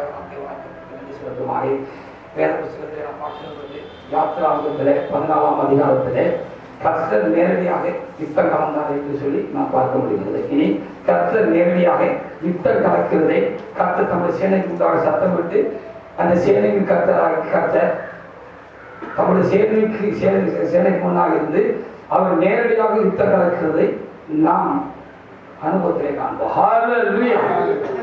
ஆமா. இப்போ முதல்ல கர்த்தர் நேரடியாக எப்போ யுத்தம் கலந்தார் அப்படின்னு சொன்னா செங்கல் யுத்தத்தை தான் அவர் நேரடியாக யுத்தம் கலந்தார். அங்கே யாரு யுத்தம் செஞ்சாங்க? ஆண்டவர் நேரடியாக யுத்தத்தில் இறங்கினது ஆண்டவர் தான். அவர் நேரடியாக யுத்தம் கலந்தான். யுத்தம் கலந்தோம்னா எதிரியோடு நேரடியாக என்ன செஞ்சு அந்த பேட்டரியில் உள்ள புகுந்து வால் சண்டை போடுறது யுத்தம். ஹல்லேலூயா. அப்ப அன்னைக்கு இயேசு கிறிஸ்து நேரடியாக தம்முடைய ஜனங்களுக்காக யுத்தம் கலந்தார். இனி அப்படிப்பட்ட சம்பவங்கள் எல்லாம் சேனையிலிருந்து நடக்கிறதை நீங்கள் அனுபவத்தில் காண்பீர்கள். அதனால் கர்த்தர் சொல்கிற வார்த்தை கர்த்தர் தம்முடைய சேனை முன்பாக சத்தப்படி வாசி வாசி பாருங்க. யாத்திராகமம் 14 19 20 வசனங்களை வாசிங்க. அப்பொழுது இஸ்ரவேல் சேனைக்குள்ளாக நடந்த தேவதூதன் அவர் விலகி அவர்களுக்கு பின்னாக நடந்தார். அவர்களுக்கு முந்தி இருந்த மேகஸ்தம்பம் விலகி அவர்களுக்கு பின்னே நின்றது. அது எகிப்தின் சேனையும் இஸ்ரவேலின் சேனையும் நாள் முழுவதும் ஒன்றோடு ஒன்று சேராதபடிக்கு அவைகள் நடுவில் வந்தது. எகிப்திற்கு அது மேகமும் அந்தகாரமாய் இருந்தது, இஸ்ரவேலருக்கோ அது இரவை வெளிச்சமாக்கிட்டு என்று சொல்லி அங்கே எழுதப்பட்டிருக்கிறது. தொடர்ந்து 24 கொஞ்சம் வசனங்கள் வாசிங்க. கிழக்கு வெளுத்து வரும் ஜாமத்தில் கர்த்தர் அக்கினியின் மேகமுமான ஸ்தம்பத்திலிருந்து எகிப்தியரின் சேனையை பார்த்து அவர்கள் சேனையை கலங்கடித்து அவர்களுடைய ரதங்களில் இருந்து உருளைகள் கலரவும் அவர்கள் தங்கள் ரதங்களை வருத்தத்தோடு நடத்தவும் பண்ணினார். அப்பொழுது எகிப்தியர் இஸ்ரவேலை விட்டு ஓடி போவோம், கர்த்தர் அவர்களுக்கு துணை நின்று எகிப்திற்கு விரோதமாக யுத்தம் பண்ணுகிறார் என்றார்கள். பாத்தீங்களா? அப்ப அங்க வந்து இஸ்ரவேல் தலங்கள் முதல்ல சொல்லிட்டாரு, நீங்க சும்மா இருப்பீங்க, கர்த்தர் உங்களுக்கு செய்வார். அப்போ இது இந்த இப்படி சொன்னா உங்களுக்கு சரியா வளங்க. அந்த வார்த்தை கர்த்தர் எனக்கு கொடுத்தாரு, இந்த செய்தியை ஆயிரத்தி பண்ணுங்க. கர்த்தர் நேரடியாக யுத்தம் கலந்தான். அவரே நேரடியாக யுத்தம் கலந்தான். இனி நமக்குள்ள அந்த சம்பவம் நடக்கும். ஆமா. ஒரு நாள் ஐயா இருக்கும்போது எங்கள் மனைவிக்கு வெளிப்படுத்த வைக்கப்பட்டிருந்தார். மர்மம்னா என்ன அப்படின்னு அவருக்கு நம்ம எல்லாம் பரிசுத்தான விளக்கம் சொன்னாலும் சில காரியம் நமக்கு கர்த்தரே நமக்கு ஏதாவது ஒரு கிறிஸ்தாந்தத்தை கொடுத்து ஒரு காட்சி தரிசனத்தை கொடுத்து அவர் பேசுறதுன்னா முழுசா சரியா விளக்கம். அதான் உண்மை. 50 நாளை தெரிச்சுக்கிட்டே இருந்துக்கிறாங்க துணைவியார். அதுவும் நாங்கள் என்ன எப்படி இருக்குன்னு தெரியல. ஒரு நாள் கர்த்தர் அப்படி ஒரு ராக்கால தரிசனம் கொடுத்துருக்கிறார். சொல்லலாம் ஒரு பெரிய ஒரு விக்கிராக கோயில் இருக்கு. பெரிய கோபுரம்லாம் வச்சுருக்கு. பெரிய ஒரு விக்கிர கோயில் இருக்கு. பாண்டமா இருக்கு. ஒரு ராஜராஜ சோழன் கட்டின தஞ்சை கோயில் மாதிரி இருக்குன்னு வச்சுக்கோங்களேன். அதான் பெருசா சொல்லுவாங்க தமிழ்நாட்டில் இருக்கிற பெரிய விக்கிர கோயில் இருக்குது. பார்த்துக்கிட்டே இருந்த ஒரு கட்டது திடீர்னு ஐயா வந்து தோன்றுனாங்களா. தோன்றுறதுக்கு பதில் ஆயிரம் வார்த்தையை கற்று சொல்ல தோன்றுனாங்களா. நடந்து வரல, திடீர்னு டக்குன்னு ஐயா தோன்றுனாங்க. அந்த வார்த்தை கரெக்டான வார்த்தை தோன்றுனாங்களா. தோன்றி வந்தாங்கன்னா ஐயா ட்ரெஸ் அப்படி பயங்கர போயிட்டாருலாம். முகமெல்லாம் அங்கே சூரியனை போல பிரகாசிச்சுன்னு சொன்ன மாதிரி இயேசு போல பிரகாசம் அவங்க வந்து இருந்தாங்களா. வந்து ஐயா நின்னது கொஞ்சம் மனசில் பார்த்தாலே தெரியும் தானே. வந்து நின்றுட்டு ஒரு சவுண்ட்லாம் போட்டாங்க. அது மேல இருந்து பொறுப்பு தலைமையிடமா வச்சா இதான் முதல் நிலை அப்படின்னு சொன்னாங்க. விளங்கிட்டு அவங்க இங்க எந்திரிச்சு சொன்னாங்க, அந்த ஐயா காலத்தில் நடக்கல இனி நடக்கும். இப்ப அந்த கணக்கு சொல்றாரு. அதுக்காக நான் கர்த்தருடைய சேனைக்கு முன்பாக சத்தம் விடுவார். நீங்கள் சும்மா இருப்பீர்கள், கர்த்தர் உங்களுக்காக யுத்தம் பண்ணுவார். அதை நீங்க நின்று கொண்டு காண்பீர்கள். ஒண்ணு கட்டி கம்பெல்லாம் ஒண்ணு எடுத்துட்டு போக வேண்டிய அவசியம் எல்லாம் ஒண்ணு கிடையாது. கர்த்தர் யுத்தங்களை பாடி கர்த்தர் தம்முடைய சேனைக்கு முன்பாக கடந்து போவார். கர்த்தர் தம்முடைய சேனைக்கு முன்பாக சத்தம் விடுவார். நீ ஆவில இருந்து ஒண்ணு சொல்ல வேண்டாம். பவரா இருந்தா உங்களுக்கு வந்து கர்த்தர் ஒரு சவுண்ட் கொடுப்பாரு. எல்லா வழியும் அங்க யுத்தம் நடந்துகிட்டே இருக்கும். நான் சவுண்ட் போட்டு அலையில சத்தம் போட்டு போய்கிட்டே இருக்க வேண்டிய இங்க இருக்கிட்ட உள்ள கர்த்தர் விரோதிகள் சங்கரிக்கப்படுவார்கள். கர்த்தருடைய சித்தம் பூமியில நிறைவேறபடி கர்த்தருடைய சேனையை கொண்டு சபையை கொண்டு இதுவரைக்கும் நடக்காத பயங்கரமான கேள்விகள் இனிதான் நடக்க போகிறது. முந்தின ஊழியத்தை மகிமை காட்டலாம். முந்தின ஊழியத்தை மகிமை இனி பெரிதாக இருக்கும். கர்த்தர் தம்முடைய சேனைக்கு முன்பாக இனி சத்தம் விடுவார். நான் ஒரு நேரம் இந்த ஊழியத்துக்கு கர்த்தர் ஆர்கனைஸ் பண்றதுக்கு ஐயாவும் கர்த்தரும் என்னைய தலைமை சபைக்கு கொடுத்துருந்தாங்க. நான் ஊழியமான ஊழியர் 2000 அந்த அப்போ ஐயா வான்னு சொல்லிட்டாங்க. நான் அங்கே போயிருந்தேன். நம்ம காலையில் அதிகாலையில் ஒரு சாமத்தில் என்ன செய்யாமல் அவங்க போயிருந்தேன். அன்னைக்கு முழு இரவு சொன்னாங்க. அதே அங்கே ஐயா அன்னைக்கு முழு இரவு சபை நடத்திட்டு இருக்காங்க. அப்போ அவங்க ஒரு அன்பான ஊழியக்காரர் கூட நம்ம கூட்டிட்டு போனார். நம்ம கைகளை விட்டு நான் உட்காந்துட்டேன். அப்புறம் அங்கே நான் போய் நான் பெருந்தில் கழித்தான் அந்த ஆய்வுக்குள்ளாக அந்த சோதனை கூடி இருந்துச்சு. இங்கிருந்து போகும்போதே கத்திரியாக சொல்லியிருந்தாரு, நான் என் தலைமைக்கு வைத்திருக்கிற மகிமை நீ அங்கே போன இடத்துல காண்பாங்கன்னு சொன்னாங்க. அதனால எல்லா சூழலும் நான் தலைமை குறித்து இடவில்லை. ஹல்லேலூயா. ரொம்ப தெளிவா இருக்கேன். ஒரு நாள் கூட அவங்க குறித்து எனக்கு ஒரு விசுவாசம் வரல. அப்படி கத்திரின்னு சொல்லி அனுப்புனேன். சரி ஏதோ இருக்கு அப்படின்னு. அப்போ நான் இங்கே நாகரிக ஐயாமல் தானே சுற்றிக்கலாம். வருவாங்க அந்த காலத்தில். நீங்கள் உங்களை மாதிரி நாங்கள் வாலிபர் 25, 26, 27 இருக்குமாறு அவங்க வந்தாங்கன்னா எங்களுக்கு அது ஒரு ரொம்ப சிறப்பான நாள். எங்களுக்கு விருந்து சாப்பிட்ட மாதிரி இருக்கும். வந்தாங்கன்னா அந்த ஆராதனை அப்படி தான் இருக்கும். பெரியவங்க செஞ்சதை எப்போலாம் இல்லைன்னு சொல்றது. அதே இல்லையா, நாம் சில காரியங்களுக்கு தான் அவங்க மேலே வருத்தமாக இருக்குங்கிறது எல்லாத்துக்கும் வருத்தமாக நம்ம சொல்ல முடியாது. அதே இல்லையா, எல்லாத்துக்கும் நம்ம திருவிழா இருக்கணும். பார்த்தாங்கன்னா சில முதலமைச்சர்கள் இடத்துக்கு அவங்களுக்கு ரொம்ப இன்ட்ரெஸ்டாக இருக்கும் வருவாங்க. அதே இல்லையா, அப்போ நீங்கள் அவராக இருக்கும் எனக்கு கொஞ்சம் இன்ட்ரெஸ்டாக இருக்கும். இன்னும் எங்களுக்கு வந்து நீங்கள் போராடிட்டீங்கன்னா நான் இன்னும் கொஞ்சம் போராடுவேன். அது இல்லையா, ஆமாம் அது இயல்பு. இப்போ வந்தாங்கன்னா முழுக்க அவ்வளோ கட்டு பவராக இருக்கும். அதை அனுப்பிச்சிருக்கோம். அதே இல்லையா, கட்டு பவராக இருக்கும். அதுக்காக நாங்களும் ஐயா வந்து அடிக்கடி வரணும்னு நினைப்போம். ஐயாவுக்கும் தூத்துக்குடிக்கு வர்றதால தான் ரொம்ப சந்தோஷமாக இருக்கும். அதே இல்லையா, ஆகும். அப்படி தூத்துக்குடி மக்கள் இந்த ஆராதனை செய்கிறதுல பெரிய ஆளுகள் தான். இப்பவும் அப்படிதான் நினைக்கிறேன். ஹல்லேலூயா. அப்படிதான் பார்த்துருக்கேன். அதெல்லாம் அனுபவம் உண்டு. சரி சொல்றாரு, அங்கே போனால் தலைமை மருந்து என்ன தெரிஞ்சுக்கலாம். சோதனை வந்து அப்போ நான் சொல்ல கண்ணை முடிட்டு இருக்கேன். கண்ணை முடிட்டு இருக்கேன். அப்போ ஐயாவா தள்ள கேட்பாங்க. அப்போ நாகரையாவே இவங்க ஆர்டிஷன் பண்ணி அனுப்பியிருக்காங்க. அப்போ என்ன இருக்கும் பவர் சாகிவோ அப்படின்னு ஒரு எதிர்பார்ப்போடு கண்ணை முடிக்கிருக்கேன். ஐயா மெது அப்படின்னு வந்தாங்க. கண் முடித்து அப்போ ஐயா வந்துட்டாங்கன்னு பார்க்கணும் தானே. அந்த நோக்கத்தில் பார்த்து தப்பு கிடையாது. வேற நோக்கத்தில் கண்ணு தப்பு இருக்கிறது. நல்ல நோக்கத்தோட அந்த ஆட்கள் நோக்கம் வந்து கண்ணு தப்பு வந்து ஐயா அப்படி இருந்துச்சாங்க. மெதுவாக அப்படிதான் சொல்றேன். சரி அப்படின்னு முதல் வருஷம் தரிசிச்ச கையை உட்காந்து இங்கிட்டு ஆண்கள் இங்கிட்டு பெண்கள் இப்படி ஐயா வந்தாங்க. சொல்லிக்கிட்டே வந்தாங்க. சொத்தலாம் காலையில் நினைச்சிட்டே வந்தாங்க. இப்போ முதல் வரிசைக்கு நேரம் வந்தோடனே இங்கிட்டு ஆம்பளை இங்கிட்டு பொம்பளை ஃபுல் பவர் ஆயிட்டாங்க. கடைசி வரைக்கும் அப்படி 2 நேரம் அப்படி நடந்துட்டு போனாங்க. போயிட்டாங்க. கையை வைக்க இதைத்தான் கத்த சொல்லியிருக்கிறாங்க. அங்கே ஒரு பிரத்யேகமான ஒரு வல்லமையும் அதிகாரமும் அங்கே உண்டு. கையை வைக்கிற அட்டி பாத்தீங்கன்னா டமார் டிமார் கணபதி பார்த்தா நாகரம் தாண்டி தூக்கிட்டு போயிட்டு இல்லை ஓட்டுக்கு போல இருந்துச்சு. ஆனா கையை வைக்கிறேன். ஹல்லேலூயா. இதை பிறகு ஞாபகப்படுத்துறாரு. இதை இருக்கலாம் சில காரியம் நம்மளுக்கு அந்த சம்பவங்களை கொண்டு போனாரு. இப்பதான் எனக்கு தெரியுது. அதை இப்ப எனக்கு ஞாபகப்படுத்தி என்ன சொல்றாருன்னா, கத்த தமிழ் சேலைக்கு சத்தம் விடுவாருன்னு சொன்னா, நாளைக்கு ஒரு பெரிய கூட்டம் நமக்கு எடுத்து வருதுன்னா, உம்மாலே ஒரு சேனை குறிப்பாவே உம்மாலே ஒரு மதுரை தவிர மாதிரி ஒரு பெரிய கூட்டம் நாளை கிறிஸ்துவ மார்க்கத்துக்கு விரோதமாக, கிறிஸ்துவ விரோதமாக, சபைக்கு விரோதமாக, உங்களுக்கு விரோதமாக, சேனைக்கு விரோதமாக வாராங்கன்னா பவர் பண்ணிடுவாரு. நீங்க நானும் ஒண்ணு சண்டை எல்லாம் உங்களுக்கு கட்டி செல்லாம் கொண்டு அடிக்கிற வேண்டாம். ஒத்தாள் போதும் தாகுது. ஹல்லேலூயா. காபிரி ஒத்தாள் போதும். அப்படி நிப்பாட்டிட்டு ஆர்மியில இருந்து அன்னை பாசையில் போயிட்டு உள்ள போஞ்சா போது பத்து விடுதுடா. அந்த காரியம் இந்த வார்த்தை நிறைவேறணும்ல. முக்காலத்துக்கு அது உண்டுதானே. இந்த கடைசி காலத்துக்கு அது பரிதமாக இவர்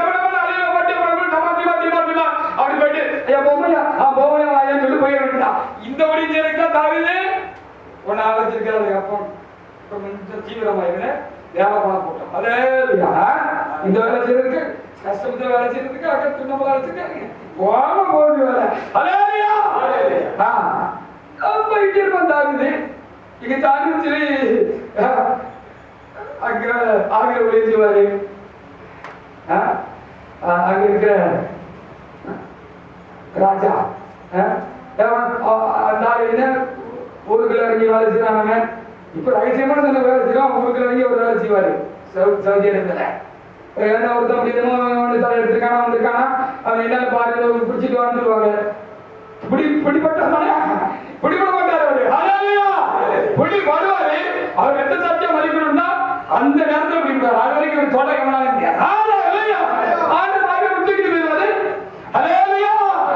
இது நடக்கும். அதான் கர்த்தர் தன் சேனைக்கு சத்தப்படுவார் அப்படின்னு சொல்லப்படுது. பலத்தை செய்கிற இனியும் உங்களிலிருந்து வெளிப்படும். அதுக்கு ஒரு நாள் வச்சிருக்கிறார். எல்லாருக்கும் ஒரு குறித்த வேலை இருக்கிறது என்று சொல்லப்படுகிறது. இந்த வேலை இன்னும் வரவில்லை என்று சொன்னா இப்போ நமக்கு ட்ரைனிங் கொடுக்காரு. ட்ரைனிங்ல சரியா இருக்கணும். என்ன தவிர இதுதான் கர்த்தர் நமக்கு முன்பாக சத்தமிடுவார். அப்போ கர்த்தர் வேதாகமத்திலே இஸ்ரவேல் ஜனங்கள் எகிப்திலிருந்து அழைத்த பொழுது செங்கடலிலே கர்த்தர் யுத்தம் கலந்தார். ஹல்லேலூயா. அது மாதிரி நம்ம கர்த்தர் யுத்தம் கலந்தார். நம்ம வேலை சின்ன வேலை தான். அவர் இஷ்டத்துக்கு செலவழிக்கட்டும்னு நம்மளை செலவுக்கு மாதிரி ஒப்பு கொடுத்துடணும். எனக்கு கொஞ்சம் செலவழிக்கிறவங்களா இருக்காங்க, அதான் சொல்றாரு. ஹல்லேலூயா. அந்த செலவு கம்பு சுத்துக்கு நம்ம விட்டுட்டோம்னா அது சுத்தம் செலவு. அது மாதிரி செலவு கம்பு மாதிரி ஆர்டர் கருத்துல நினைச்சிடும் பலத்த தண்டனைகளா இருக்கும். நம்ம முழுசா அவருக்கு நம்ம ஒப்பு கொடுத்தோம்னா இந்த கம்பை கொண்டு என்ன செல்வ செய்யறதுக்கு சொல்லி அடிச்சு செய்ய வேண்டிய வேலை செஞ்சு முடிச்சிடலாம். கர்த்தர் நம்ம சேனைக்கு போடுவாங்க, சத்தம் போடுவாங்க, வார்த்தை விளங்குதான். இப்போ இப்படி சொன்னாதான் வழங்கும். அதே வசனமா சொல்லி போட வழங்காது.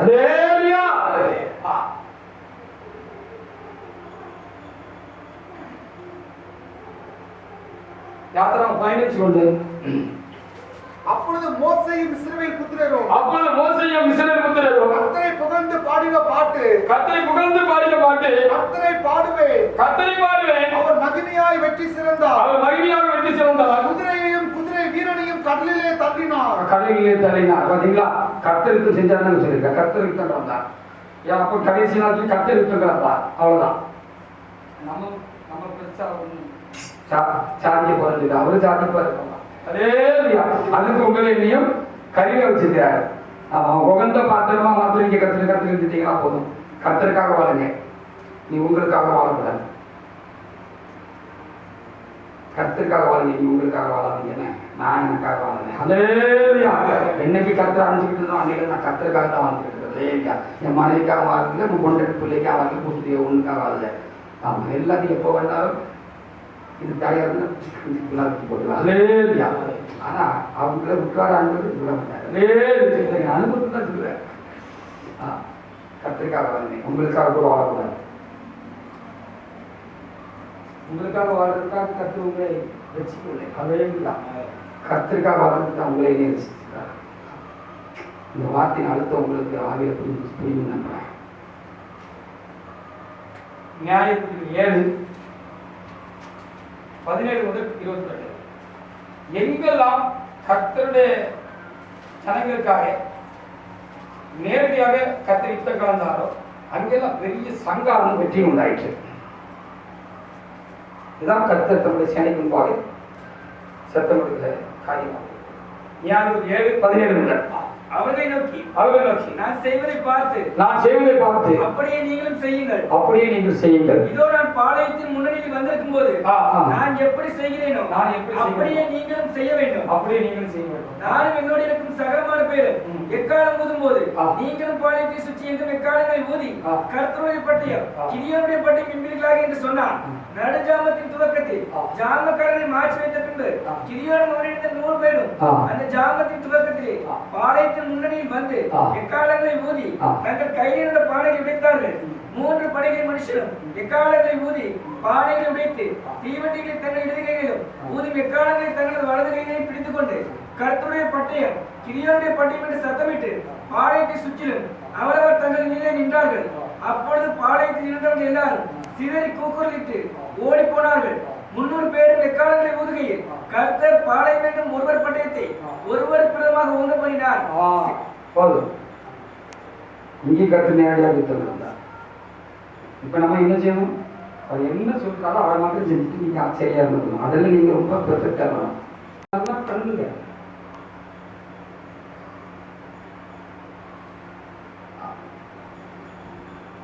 நான் கிளம்புனாப்பா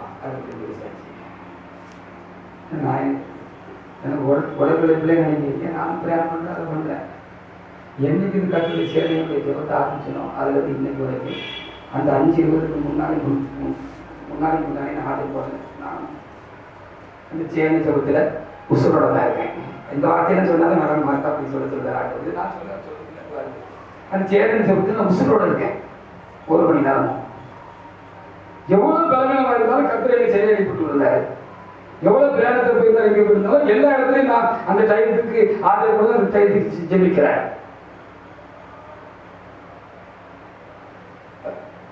சொன்னாரு ஒரு 2-3 மாசம் தான் வீட்டுக்கு வந்தான். எனக்கு காலையில் அந்த ஜபம் பண்ணிக்கிட்டு இருந்தான். 5 to 6 ஜபம். அவனுக்கு ஜப டைம் கடைசி ஜபம்.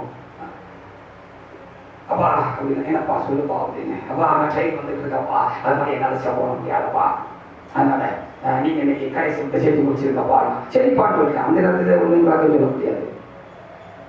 ஒரு வீட்டுக்கு வந்தான். உட்காரச்சுவா, நான் ட்ரெயினில் போனாலும் ஜபம் பண்ணுறேன், பஸ்ஸில் போனாலும் ஜபம் பண்ணுறேன், எனக்கு கொடுப்பட்ட கடைசி ஜபத்தை நடந்து போனாலும் ஜபம் பண்ணுறேன், நடுரோட்டில் வச்சு ஜபம் பண்ணுறேன். நான் யாரையும் பார்க்கறதில்ல. அந்த ஜபனை வந்து கண்ணை போட்டுட்டு சோத்தன்னு சொல்லிட்டு நடுரோட்டில் ஒரு ரோட்டில் போகிறதுல நான் நின்றுட்டு சத்தமாக எனக்கு பைத்தியக்காரன் எவன் நினைச்சாலும் பரவாயில்ல, நான் பைத்தியக்காரன் இல்லைன்னு எனக்கு நல்லா தெரியும், நான் என்ன செஞ்சுருக்கேன் எனக்கு தெரியும். நடு ரோட்டில் ஓரமாக பைக்கை நிப்பாட்டிட்டு கரெக்டாக அந்த 5 இருந்துச்சானா எத்தனை நாள் என்ன செஞ்சிருக்கிறேன், அந்த ஜெபத்தை செஞ்சு முடிச்சிருக்கிறேன். யாருக்கு ஒதுக்கப்படணும், எதுக்கு ஒதுக்கப்படணும், அதுக்கப்புறம் அவங்களுக்கு தெளிவாக சொன்னோன்னே இப்போ ட்ரெயின்லேயே பண்ணலாம். இதெல்லாம் சொல்ல வேண்டியது அவசியம் இல்லை. நீங்க அதுக்கு தயாரா இருக்கணும்ல. கத்தவர்களுக்கு சத்தம் பண்ணணும்னா அதே சும்மா ஒன்றும் கிடைக்காது. அதுக்கு நம்மளுக்கு நம்ம பத்தி நம்ம செய்ய வேண்டிய சில காரியங்கள் இருக்கு. தியாகங்கள் விட வேண்டியது, தேவனுக்காக கொடுக்க வேண்டிய காரியங்கள் அப்படி செய்யுது. நானும் அப்படிதான் செய்யறேன். எனக்கு இப்போ 10 மாதத்துக்கு மேலே ஒரு நாள் கூட நான் ஆப்ஷன் போடல. ஒரு நாள் நான் மகத்தை செல்லில் கொடுத்துருந்தேன். சொல்லியிருப்பான்னு நினைக்கிறேன். இப்போ அந்த குழந்தைக்கு அவன் அந்த ஆன்லைன் கிளாஸு பள்ளியில் நடக்குது. இவன் என்ன செஞ்சுட்டா சைலண்ட்ல வச்சுக்கிட்டுருக்கா. ராஜி என்ன கொடுத்தா நானும் கவனிக்கிற பேசாமல் வச்சுட்டேன். சைலண்ட்ல வச்சதுனால கடைசியில் நான் அலாரம் வச்சுட்டு இருந்தேன். அலாரம் அடிக்கல. இஸ்ரவேல் தேவன் தூங்குறது வரதுள்ளதானே, அவர் டப்புன்னு அடிச்சு எழுதி கூப்பிட்டாரு. நான் எத்தி பார்க்க மணி 4 அலாரம், மணி 5 நிமிஷம் கரெக்டாக எழுதி கூப்பிட்டாரு. நான் சேலஞ்சு கொடுத்துருக்காரு. அப்புறம் வந்து காலேஜ் ஒன்று பண்ணிட்டேன். முடியாதுன்னு ஒன்று இல்லை. கிறிஸ்தவ வாழ்க்கையில் ஆரோக்கிய வாழ்க்கையில் முடியும். நீங்களும் அப்படி வைராக்கியம் பிடிச்சிட்டீங்கன்னா செஞ்சிடலாம். அது கொஞ்சம் முடியாம இருந்தால் அதான் சரி பிடிக்கும். அதே இல்லை. ஆனால் நான் முதன்மையாக நீ கூப்பிட்டுருக்காங்க. நான் ஓட்ட விட்டுட்டேன்னா உங்களுக்குலாம் ரொம்ப வசதியாக இருந்த ஐயரு போயிட்டாரு. அதெல்லாம் எல்லாம் மனுஷன் தானே, நம்ம தான் பலவீனம் தானே, நம்மளும் சட்டத்தில் தானே இருக்கோம், பலவீனமாக தானே இருக்குன்னு சொல்லி நீங்க செஞ்சிருவீங்க, ஆப்சென்ட் ஆயிருவீங்க. அதனால என்னைய விட மாட்டேங்கிறாங்க. அவ்வளவுதான். நான் ஒன்று 4 பலவீனம் தான். என்ன முடியும் உங்களால முடியும். தைரியமா சொல்றேன், வாழ்கிற வாழ்க்கை இயேசுக்காக நீ வாழுங்க. கொஞ்ச நாள் தான் இருக்கு. பெரிய கர்த்தருக்காக வாழ்ந்துருங்க. உலகத்துக்காக வேண்டாம், உறவுகளுக்காக வேண்டாம், உங்களுக்காக வேண்டாம், இறைவனுக்காக வாழுங்க. கர்த்தர் உங்களுக்கு முன்பாக சத்தம் பண்ணலாம். உங்களுக்கு படத்துக்கு அப்ப எங்கெல்லாம் கர்த்தர் யுத்த காலத்தாரோ அங்கெல்லாம் கர்த்தர் வேலை பெருசா காலத்து பாத்தீங்கன்னா 2 நாளாக 20 14 நாளைக்கு நீங்கள் அவர்களுக்கு விரோதமாய் போங்கள். இதோ அவர்கள் சிஷ்யன் மேற்கொள்ளியே வருகிறார்கள். நீங்கள் அவர்களை எருவேல் வனாந்திரத்திற்கு எதிரான பள்ளத்தாக்கின் கடையாந்திரத்தை கண்டு சந்திப்பீர்கள். இந்த யுத்தத்தை பண்ணுகிறவர்கள் நீங்கள் அல்ல, யூதா மனுஷரே, எருசலேம் ஜனங்களே, நீங்கள் கருத்து நின்று கர்த்தர் உங்களுக்கு செய்யும் ரட்சிப்பை பாருங்கள். பயப்படாமலும் கலங்காமலும் இருங்கள். நாளைக்கு அவர்களுக்கு எதிராக புறப்படுங்கள். கர்த்தர் உங்களோட இருக்கிறார் என்றார். அங்கே நல்ல வார்த்தைக்காக அதே அதிகாரத்தில் 22 24 கிளாஸ் பாருங்க. அங்கேயும் கர்த்தர் நேரடியாக தான் அந்த வார்த்தை இருக்கு. நமக்கு அந்த வார்த்தை சரியா அப்படி எனக்கு சொன்னார் அப்படின்னு நான் எழுதிட்டு கர்த்தர் நேரடியாக சொல்லிட்டாங்க அப்படின்னு.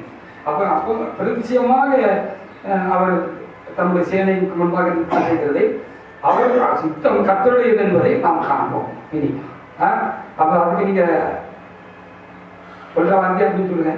அது கூடுதலாம் குறைச்சல் நடிக்காங்க. அதான் கர்த்தர் சொல்ற வார்த்தை. அதுக்கு நீங்க இந்த லாயக்கா இருக்கணும்னு சொல்லிட்டு இந்த வார்த்தை சொல்லுங்க சொல்லிடுங்க. அதுக்கு நீங்க லாயக்கா இருக்கணும்னு சொல்ற. நான் லாயக்கா இருக்கணும். அதுக்கு நீங்க லாயக்கா இருந்தா அது நடக்கும். அப்ப எவ்வளவு லாயக்கா அதுக்கு ரொம்ப சீரியஸா நீங்க கொடுக்குறது இன்னும் பார்த்துப்பாங்க. அவர்கள் பாடி துதி செய்ய தொடங்கின போது யூதாவிரதமாய் வந்து பதிவிருந்த அம்மோன் புத்திரரையும் மோவாபியரையும் சேயீர் மலை தேசத்தாரையும் ஒருவருக்கு விரதமாய் ஒருவரை கர்த்தர் எழும்ப பண்ணினார். அவர்கள் வெட்டுண்டு விழுந்தார்கள். எப்படியெனில் அம்மோன் புத்திரரும் மோவாபியரும் சேயீர் மலை தேச குடிகளை சங்கரிக்கவும் அழிக்கவும் அவர்களுக்கு விரதமாய் எழுப்பினார்கள். சேயீர் குடிகளை அழித்து தீர்ந்த போது தாங்களும் தங்களை ஒருவரை அழிக்கத்தக்க விதமாய் கை கலந்தார்கள். யூதா மனுஷன் வனாந்தரத்தில் உள்ள சாம கூட்டத்திலே வந்து அந்த ஏராளமான கூட்டம் இருக்கும் திக்கை நோக்குகிற போது இதோ அவர்கள் தரையிலே விழுந்து கிடக்கிற பிரேதங்களாக கண்டார்கள். ஒருவரும் தப்பவில்லை. அப்ப கத்தரித்தவங்க தானே என்ன நடக்கும்? ஒருவரும் தப்ப முடியாது. 10 பேர் வந்தா 4 பேர் ஓடி போயிடுவாங்க நினைக்கிறீங்களா? சாப்டர் கிளாஸ் அவன் இறக்கப்பட்டு ஏதாவது வச்சிருந்தான் ரசிக்கப்படுறது பறைப்பான். என்ன வேற பறைக்க மாட்டான். ஒத்தால எங்க வேணாலும் போங்க. எனக்கு ஒரு வெளிப்படுத்தலை கத்திருக்காங்க காலத்தில் ஞாபகம் வந்து போகணும். இந்த பிரசங்கம் வந்து நம்ம தயார் பண்ணணும் கூட வேண்டாம். நமக்கு போகிற காலத்தில் இந்த வசனத்தை மட்டும் எடுத்து சொல்ல வந்தது. என்ன வெளிப்படுத்துதுன்னு சொன்னால் தூத்துக்குடியில் பணிமத மாத கோயில் இருக்குது. அதான் அந்த ஆவி தான் அங்கே கிரியை செய்யுது. அந்த ஆவியும் 3ஆம் மைலில் ஒரு எஸ்ஐக்கி ஆவி இருக்குது. அந்த 2 ஆவி ஒரே ஆவி தான். அது அங்கே போக்குவரத்து இருக்குது. அதுக்கு 2 ஆவி ஒரே ஆவி தான். அங்கே அதுதான் அங்கே மக்களை கொஞ்சம் வச்சிருக்கு. ஆமாம். அப்போ அங்கே வந்து அந்த ஆளுநர் ஆக்சிடென்ட் ஆகுது. அந்த கோட்டையில் அப்போ ஒரு கொடி ஏற்றப்பட்டது. அப்போ திடீர்னு பெரியா வாங்க. பெரியா வந்து என்னை கூப்பிட்றாங்க. நான் தூத்துக்குடியில் இருக்கிறேன். தூத்துக்குடியில் இருக்கிறேன் ஆண்டு கூப்பிட்டு. ஆனால் அந்த கொடி கம்பத்துக்கு போய் சேர்ந்து ஒரு ரகசியமான ஒரு வழியாக வச்சிருக்காங்க. ஒரு ரகசிய வழியாக வச்சிருக்காங்க. சில காரியங்கள்லாம் அரசாங்கத்தில் அந்த மாதிரி ராஜாங்கத்தில் ரகசியமாக கொடியை ஊற்றி லேசையாக போய் சேர முடியாது. ஒரு ரகசியமான வழியாக வச்சுருக்காங்க. அதுக்கு பெரிய பாதுகாவோடு இருக்குது. அதுவும் தெரியுது எனக்கு எப்படி போகணும்னு தெரியல. அப்போ பெரிய திடீர்னு வந்து என்னை கூப்பிட்றாங்க. நான் நிற்கேன் ஐயா கையை சாதாரண பார்க்கணும் பேசலாம் பார்த்துட்டாங்க. அப்போ ஐயா இருக்கு எப்படி என்ட்ரன்ஸ் இருக்குது, எப்படி அந்த ரகசிய வாப்பாதை இருக்குன்னு ஐயா எனக்கு சொல்லி கொடுத்துருக்காங்க. இப்போ நீ போய் அங்கே வேற இருக்கிற அந்த கொடி இறக்கிட்டு இங்கிலீஷ் கொடி எடுத்துட்டு வந்து அப்படின்னு ஐயா அம்மா சொல்லுவாங்க. அவங்க சொல்லிச்சுல அவ்வளோதான் சரியா அப்படின்னு சொல்லியாச்சு. வழியை சொல்லி கொடுத்தாங்க. அப்புறம் எங்க பையன் எங்க இருக்கும்? ஏசுறதே வந்து போய் இந்த வேலையை செய்யும் சொல்றது இல்லாம தானே ஐயா சொல்லாம தானே ஃபுல் பவர் ஆகிட்டு வெளிப்படுத்த இல்லை. கரெக்டாக அந்த வழியை பிடிச்சேன். எல்லாரும் கண்ணையும் குறுக்காட்டாக்குற மாதிரி இந்த வேகத்தில் உள்ள சம்பவங்களாக நடந்துச்சு. அங்கே மேலையும் சுற்றி சுழற்சி நிற்காங்க. அந்த கொடிக்கு பாதுகாப்பாக நிற்காங்க. அது இறக்கியாச்சுன்னா அவங்க தானே பேட்டரியில் முடிவு. அந்த தேசத்துக்குரிய இறக்கி நம்ம எதிராஜை ஏற்றுட்டாங்கன்னா அவங்க தோத்துட்டாங்கன்னு அர்த்தம். அங்கே போனோம்னா எல்லாரும் கண்ணுக்கு நான் புறப்பட மாட்டேங்குது, தெரிய மாட்டேங்குது. அவங்களாம் தூக்கம் மயக்கமாக அதெல்லாம் தடுத்து வெளிந்தது. நான் போனேன். தக்கான கொடியை இறக்கினேன். இறக்கி இது எச்எஸ்பி சாக்கு ஏற்றி அப்படியே ஒரு தட்டப்பட்ட தூள் முடிஞ்சுட்டான். அங்கே கண்ணில் கொடுத்தா முடிஞ்சேன். என்னடா ஒரு பெரிய சத்தம் கேட்க அப்படின்னு பார்த்தா அங்கே கொடி பறக்கு. ஏன் பிடி ஒரே சத்தம் எங்க பிடிக்க நான் சடுறது நீங்க ஆவில பவராகி சாப்பிட்டு வந்தாச்சு. பிடிக்கிறவங்க பெரிய அது சம்பந்தப்பட்ட எல்லாரும் ஒரு பெரிய சோத்தை தான் ஓடி அந்த அப்படிதான் கீழே வந்து ஒரு பெரிய கூட்டம் அந்த ஏரியாவில் நிக்கி உள்ள போய் கலந்து மறந்துட்டு பிடிக்க முடியல. இப்படி ஒரு வெளிப்படுத்த கட்ட எனக்கு கொடுத்திருந்தாங்க. சேரி கொடி சத்துரு கொடி இறக்கி ஏற்றுவார். ஒன்னும் பயப்பட வேண்டாம். அப்போ கர்த்தர் தமிழ் சேலைக்குள்ளாக சத்தம் விடுவாங்க. கலந்து போகல. அப்ப கர்த்தர் எங்கேயா யுத்தம் வந்தாலும் அங்கெல்லாம் இப்படிப்பட்ட பலத்த செய்கள் நிறைய நடந்தது. ஒருவரும் தப்பவனை சொல்லப்பட்டது. அது நடக்கும். விசுவாசிக்கிறீர்களா? அல்லேலூயா. நான் விசுவாசிக்கிறேன். ஞாயிற்றுக்கிழமை ஆராதனை நடந்துச்சு. 2 சகோதரமாக தான் இருந்தாங்க. கடுமையான பவராக இருந்துச்சு. ஒரு விசேஷமான ஒரு வல்லமை இருந்துச்சு. ஞாயிற்றுக்கிழமை ஆராதனையில அந்த பவர் ஆகும்போது எனக்கு எப்படி தெரிஞ்சு தெரியுமா? ஊரோட மக்கள் நமக்கு அன்பான நல்ல பேசி ஒரு ஊரே திறந்து வந்து இப்போ வாசல் இருந்தாலும் ஒத்த ஆளா போய் என்ன செஞ்சிடலாம் நின்றுலாங்கிற மாதிரி இருந்துச்சு எனக்கு. அந்த அளவுக்கு ஒரு பவர் உண்டாயிடுச்சு. ஹல்லேலூயா. இனி இப்படிப்பட்ட ஒரு வல்லமை உங்களுக்கு பேசி ஹல்லேலூயா. இது யுத்தத்தின் ஆவி. ஹல்லேலூயா. யுத்தத்தின் ஆவி உங்களுக்கு கிரியை செய்யும். யுத்தத்தின் ஆவி யாத்திராமத்தில் பாருங்க. அது அப்படியே எங்கே யுத்தம் தான் அதெல்லாம் ஒருவரும் இஞ்சு யாத்திரை 14 நோக்கி அதெல்லாம் யாத்திரை தான் நம்ம மாதிரி அது ஒரு ஜலம் திரும்பி வந்து ஆ. ரதங்களையும் குதிரைகளையும் ஆ. அவர்கள் பின்னாக சமுத்திரத்தில் பிரவேசித்திருந்த ஆ. பார்வோனுடைய ராணுவம் அனைத்தையும் மூடிக்கொண்டது. ஆ. அவர்களில் ஒருவனாகிலும் தப்பவில்லை. ஒருவனாக என்ன சொல்லி தப்பு அப்போ கத்திரித்தம் கலந்தாருன்னா இப்படிப்பட்ட ஒரு பயங்கரமான சம்பவங்கள் நடக்கும். அது இனி நடக்கும். அதான் கத்தர் அந்த சேனைக்கு அவர் அங்கே சேனைக்கு சட்டம் அவர் கலந்து ஆச்சு. இனி அப்படி இனி நம்மளே நடக்கும். நம்ம பெருசாக ஒன்றும் செய்ய வேண்டாம். நம்ம எல்லா கருத்துக்கும் அந்த பெர்ஃபெக்டாக நம்ம இருந்தோம்னா நேர்த்தியாக நேர்மையாக உண்மையான பயன்படுத்தியாக சுத்தமாக செவ வாழ்க்கை உள்ளவர்களாக தேவனுக்காக வாழ்வதற்காக நம்ம இருந்தோம்னா மற்றதெல்லாம் நமக்குள்ள இருந்து அவர் செஞ்சு முடிச்சுறாரு. ஒரு பாத்திரம் அவ்வளோதான். எதுக்கு ஒரு பாத்திரம் வேணும் தானே? ஒரு பாத்திரம் வேண்டியது இருக்கு. ஒரு பொருளை சேமிப்பதற்கு ஒரு காரியத்தை செய்து முடிப்பதற்கு ஒரு பாத்திரம் அவ்வளோதான். மற்றதெல்லாம் அவர் செஞ்சுருவார். அதெல்லாம் கரெக்டாக தமிழ் சேனைக்கு கொண்டு வரணும். அப்போ அதுக்கு நம்ம என்ன செய்யணும்? நியாயம் 11 29 இப்படி கொஞ்சம் கொஞ்சம் பார்த்துட்டு போயிடும். இங்கே நிறைய ஃபங்க்ஷன்லாம் இருக்குது. அப்பொழுது கர்த்தருடைய ஆவி ஆஹா யெப்தாவின் மேல் இறங்கினார். ஆமா அவன் கீலேயாத்தையும் ஆஹா. மனேசராத்தையும் கடந்து போய் ஆஹா. கீலேயாத்தில் இருக்கிற மிஸ்பாவுக்கு வந்து ஆஹா. அங்கே இருந்து ஆஹா. அம்னோன் புத்திரருக்கு விரோதமாக போனார். 32 33 யெப்தா அம்னோன் புத்திரர் மேல் யுத்தம் பண்ண ஆஹா. அவர்கள் புறமாய் புறப்பட்டு போனார். ஆஹா. கர்த்தர் அவர்களை அவன் கையில் ஒப்பு கொடுத்தார். அப்போ யெப்தா யுத்தம் செய்யல, கர்த்தர் தான் யுத்தம் செய்தாருன்னு நம்ம வழிகிடணும். சரிதானா? இந்த இப்படிப்பட்ட அனுபவங்கள் இங்க நமக்குள்ளே உண்டாகும். யெப்தாவும் அங்க சண்டைப்பட்டாங்க இருக்கு. அதனால வாசி கர்த்தருடைய ஆவி கர்த்தருடைய ஆவி யெப்தாவின் மேல் இறங்கினார். அப்படி இறங்கி ஒரு பவர்ஃபுல்லாக வேலை செஞ்சா அவர் எவ்வளவு உண்மை உத்தவமாக தேவனுக்கு பயந்து நடக்கிறவராக தேவனுக்காக வாழ்ந்தவர். அதனால அவங்க அப்படிப்பட்ட காலத்தில் தான் கர்த்தர் இப்படிப்பட்ட பலத்தக்கு வேலைகளை செய்யறதுக்கு எடுத்து உபயோகிக்க முடியும். ஞாபகம் 14:5-6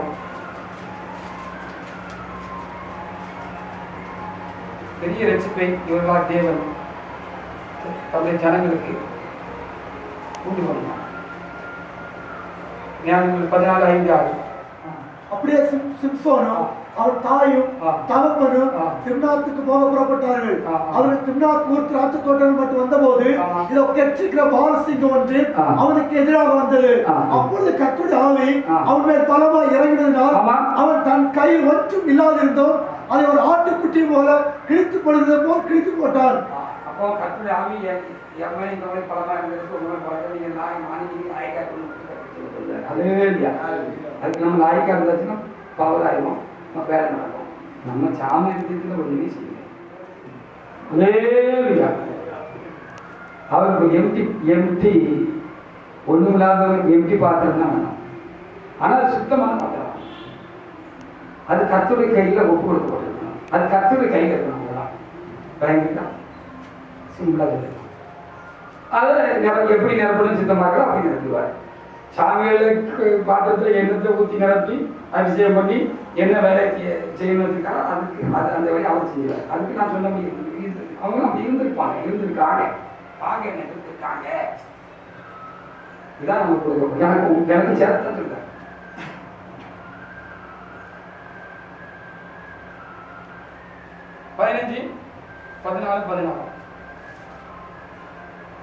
அப்பொழுது சிம்சோன் கழுதியின் தாடை எலும்பில் குவியல் குவியலாக பட்டு கிடக்கிறார்கள். கழுதியின் தாடை எலும்பினால் 1000 பேரை கொன்றேன் என்றான். ஒரு சாதாரண ஒரு காஞ்சி கிடந்த கழுதை எலும்பு அடிச்சு 1000 பேர் அடிச்சுட்டாங்கன்னா இது மனுஷன் செய்ய அவ்வளோ இதை வந்து அவர்களை செய்ய அப்படி ஒரு விசேஷித்த ஆவி பாப்பன் இப்படிப்பட்ட திறந்து அழைக்கப்பட்ட தேவத மனுஷனுக்குள்ளே அந்த அபிஷேகம் இருந்துச்சு. ஹல்லேலூயா ஆமென் ஹல்லேலூயா. கர்த்தர் நம்முடைய சேனைக்கு முன்பாக நீதி சட்டப்படுறார். கர்த்தர் நம்முடைய சேனையாக நம்முடைய சேனைக்கு முன்பாக நீதி சட்டப்படுறார். நமக்கு நாயக்கா மட்டும் இருக்கணும். நாயக்காக தான் இதெல்லாம் சொல்றாரு. நாயக்க ஆயிரும் பாருங்களேன். இன்னும் தாவிது இன்னும் ஆசைன்னு போடலாம் பார்ப்போம். இதுல இருந்து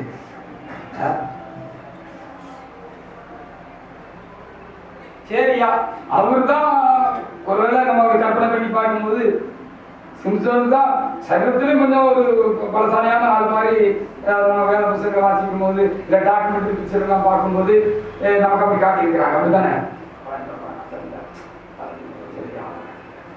தாவீது இருக்கிற அவன் சின்ன ஆளா இருக்கிறாரு. சிவந்த அழகிய கண்களோட இருந்தார். பெருசாலின்னு சொல்லலை.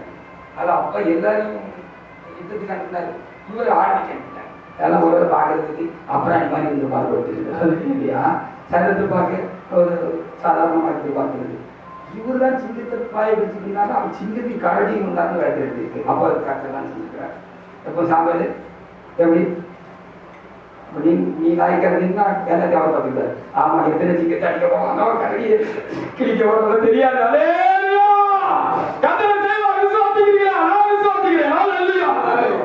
நம்ம அதுக்கு ஆயக்கிறோம். வாசிக்க எடுத்து பார்ப்போம். அது எங்க இருக்கு வாசிக்க?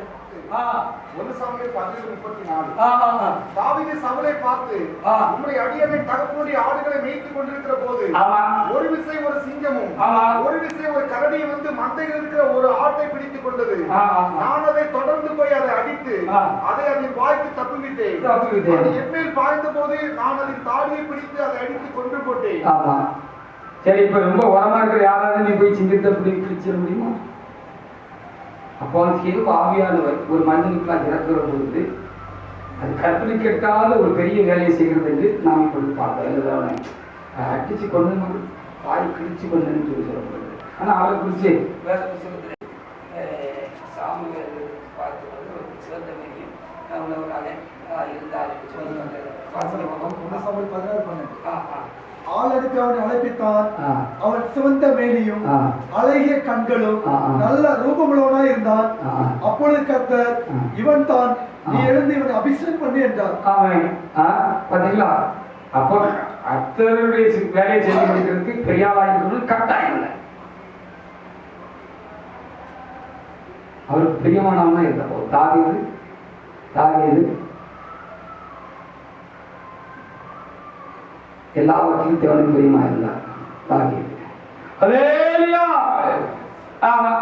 நான் இப்படி சில காரியங்களை நேற்று செஞ்சுட்டு இருக்கும் போது இப்படி ஒரு அதாவது தேவனுக்குள்ளாக ஆலோசிக்கிறது கற்பனை பண்ணுறதுன்னு அப்படி ஒரு அனுபவம் இருக்கு. சும்மா கண்ணதை கற்பனை தேவனுக்குள்ளாகவே சில காரியங்கள் அப்படி நம்ம மாசுக்குள்ள அப்படி பார்த்து நாள் பார்த்து சில காரியங்கள் எல்லாம் நம்ம செஞ்சுக்கலாம். அதுதான் நல்ல யோசனை.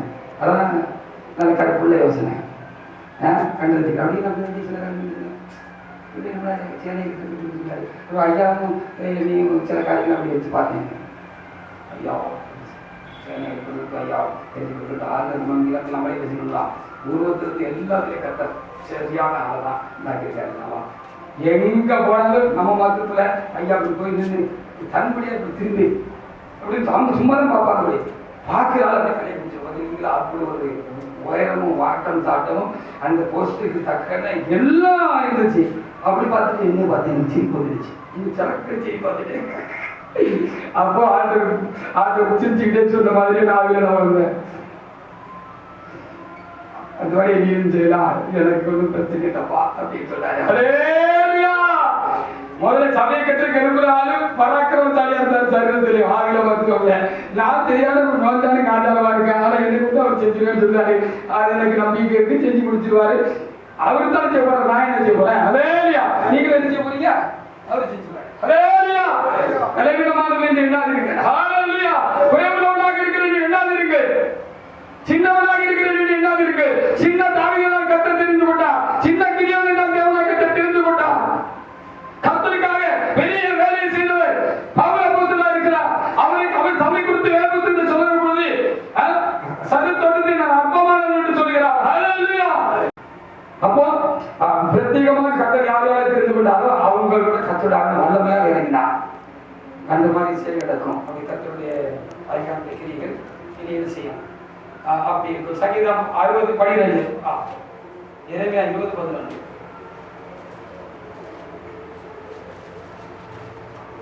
கர்த்தரோ பயங்கரமான பராக்கிரமசாலியா என்னோடு இருக்கிறார். ஆகையால் என்னை துன்பப்படுத்துகிறவர்கள் மேற்கொள்ளாமல் இடறுவார்கள். தங்கள் காரியம் வாய்க்காதபடியால் மிகவும் வெட்கப்படுவார்கள். மறக்கப்படாத நித்திய லட்சியம் அவர்களுக்கு வரும். இதான் இனி நடக்கும்.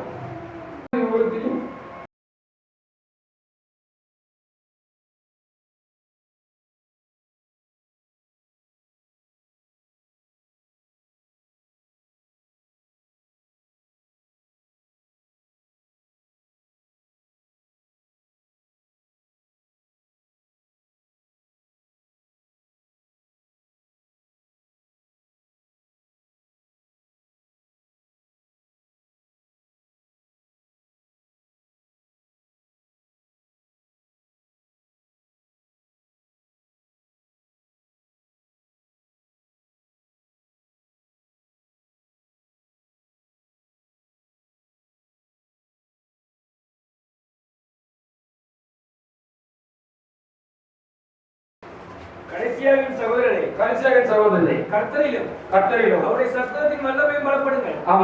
நீங்கள் பிசாசின் தந்திரங்களோடு எதிர்த்து நிற்க திராணி இல்லவர்கள் ஆகும்படி தேவனுடைய செவ்வாய் வர்க்கத்தையும் தரித்துக் கொள்ளுங்கள். ஏனெனில் மாம்சத்தோடும் இரத்தத்தோடும் அல்ல, துரைத்தனங்களோடும் அதிகாரங்களோடும் இப்பிரபஞ்சத்தின் அந்தகார லோகாதிபதிகளோடும் வானமண்டலங்களில் உள்ள பொல்லாத ஆவியின் சேனைகளோடும் நமக்கு போராட்டம் உண்டு.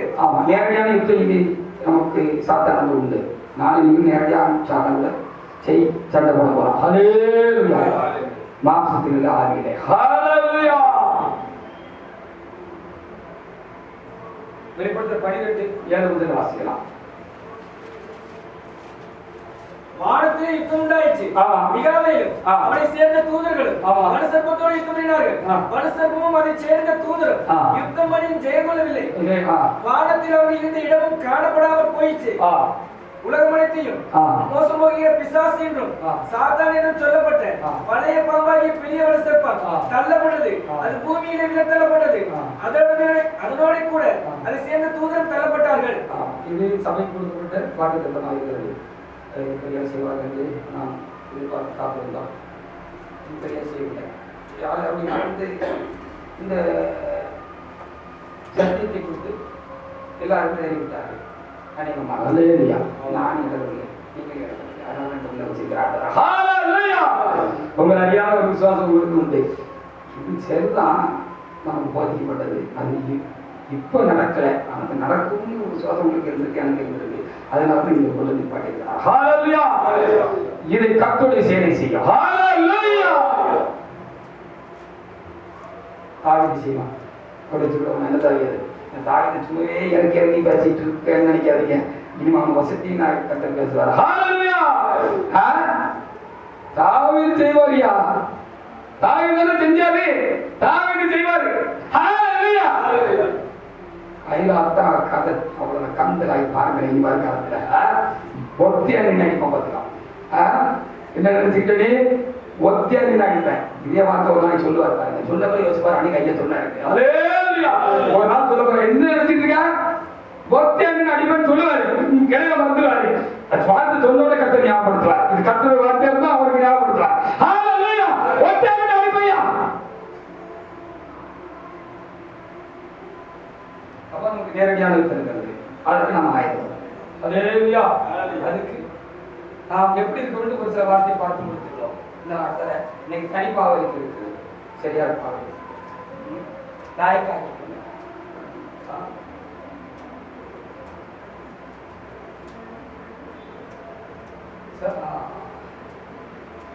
எல்லாருக்கும் 12:7 அப்படி வாசிச்சே போவோம். ஏன்னா நீங்கள் அறிவியல் தானே சூப்பரா சொல்லிட்டு போச்சு. என்ன முகம் 12:7-8. என் தாசனாகிய மோசேயோ அப்படிப்பட்டவன் அல்ல, என் வீட்டில் எங்கும் அவன் உண்மையுள்ளவன். உண்மையுள்ளவன் இருக்க. அதே 39:1-2.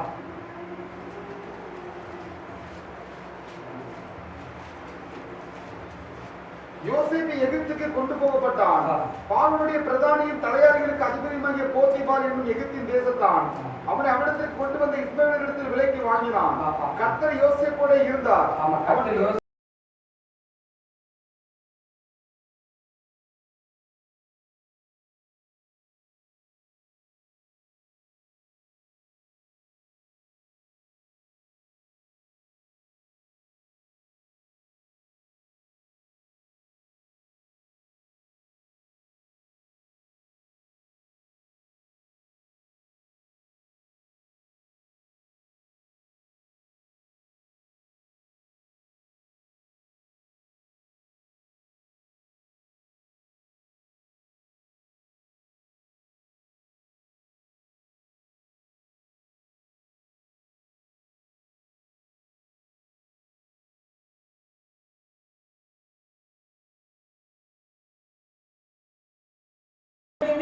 நிந்தனைகள் என் மேல் விழுந்தது. ஆமா,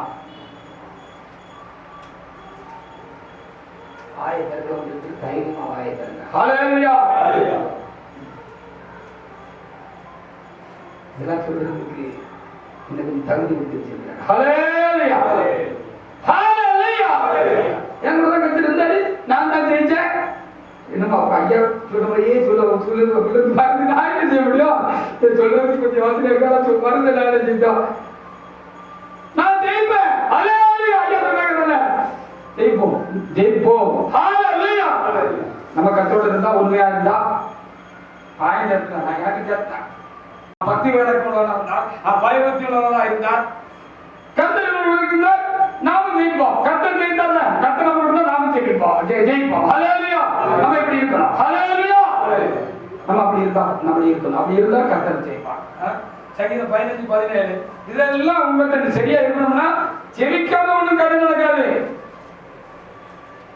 அவங்க ஜெப வீடுல இருந்தவங்க அதனால அவங்க அப்படி இருந்தாங்க நான் எதுல குறையா இருக்கிறோம் அதை நான் பூர்ணமாக வேண்டுவானா நான் ஜெபித்து தான் கட்டணத்திலிருந்து அந்த பிறனைக்கு ஆசீர்வாதத்தை பற்றி நான் நிறைவுள்ளவனாக மாற முடியும் மற்றபடி முடியாது நீங்க வாரத்துக்கு பூமிக்கும் நான் நீங்க குதிச்சாலும் நம்ம மாத்திக்கணும் நம்மளால முடியாது நம்மளுடைய பிறனைகளை மாற்றிவிட முடியாது அதுக்கு என்ன செய்யணும் கருத்தா ஜெபிக்கணும் ஜபத்தில் முடியாது சங்கீதம் 55:17 முடிக்க போறோம் அந்தி சந்தி மத்தியான வேளைகளிலும் நான் தியானம் பண்ணி முடிகிறேன் அவன் சத்தத்தை கேட்பார் சங்கீதம் 119:148 அனுக்கும்படி குறித்த ஜாமனுக்கு முன்னே என் கண்கள் விழித்துக் கொள்ளும் சங்கீதம் 63:6 என் படுக்கையின் மேல் நான் உண்மை நினைக்கும் போது ராஜாமங்களில் உண்மை தியானிக்கிறேன் தானியேல் 6:10-11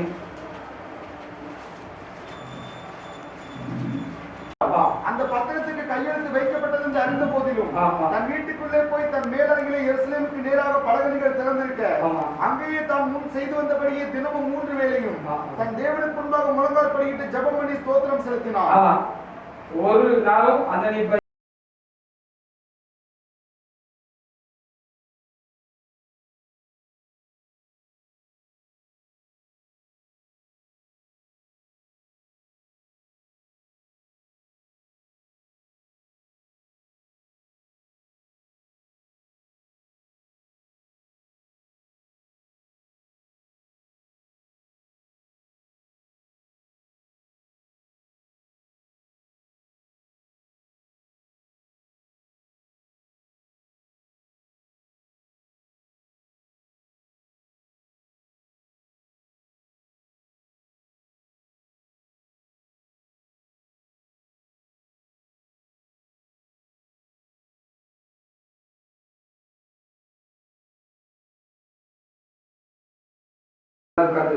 உங்க வீரன்ல ஒருத்தன் ஒரு சூழல் உட்காந்துருக்கான் அலேலியா ஒரு ஆராதனையும் விடல எல்லாம் நடந்துச்சு நான் எப்பவும் போல ஆரம்பிச்சோம் எந்த பயனும் பயப்படல எந்த அதிகாரியும் வந்து இங்க ஷாப்பும் பண்ணல எதுக்கு கத்து பார்த்துக்கலாம் நமக்கு தேவையில்லை அப்படியே வந்தாலும் பிரச்சனை இல்லை செயின்ல ஒட்டி போடுவாரு நான் அங்க போய் முழங்கால் போட்டு சோத்திரம் போடுவேன் 7 நாட்கள் நடந்து கூட அதிசயங்களை காணப்படுவேன்னு சொல்லியிருக்கிறாரு அதே மாதிரி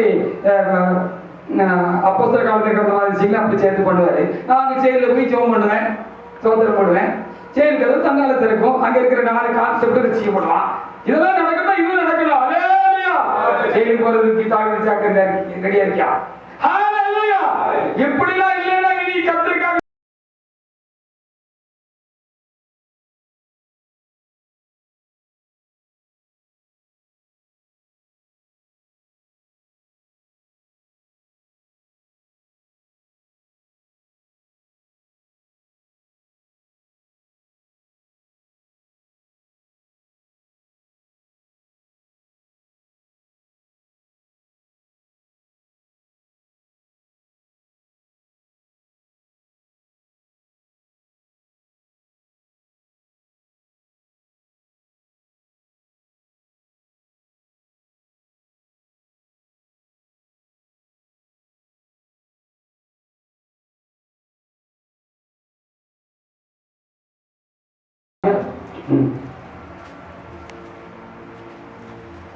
நீங்கள் தேவனை நோக்கி செய்யும் ஜெபங்களில் நீங்கள் தேவனை நோக்கி செய்யும் ஜெபங்களில் நான் போராடுவது போல நீங்களும் என்னோடு கூட போராட வேண்டும் என்று உங்களுக்கு சொல்லுகிறேன்.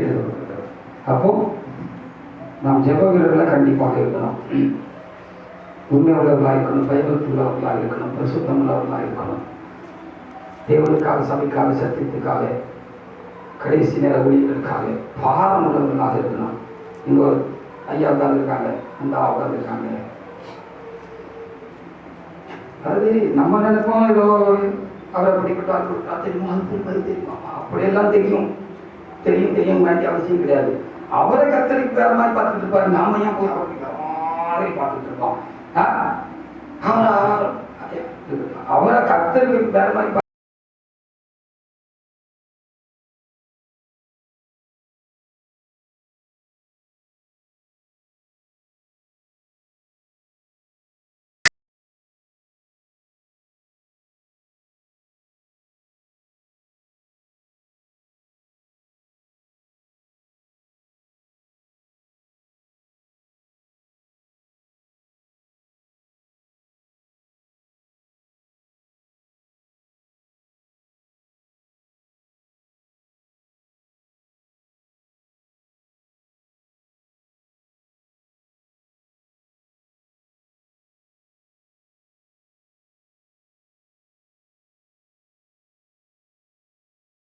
தடுத்திருப்பேன்.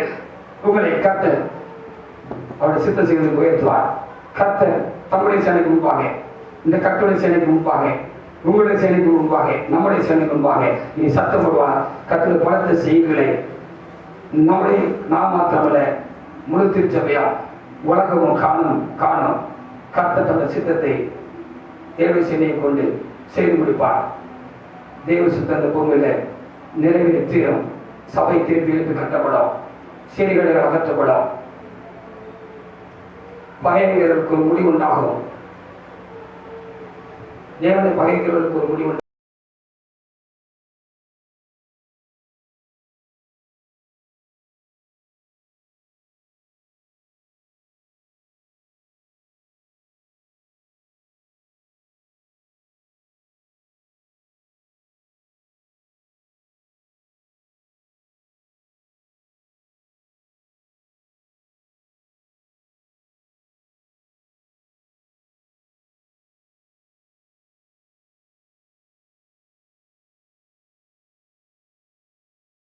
சோதராடுவே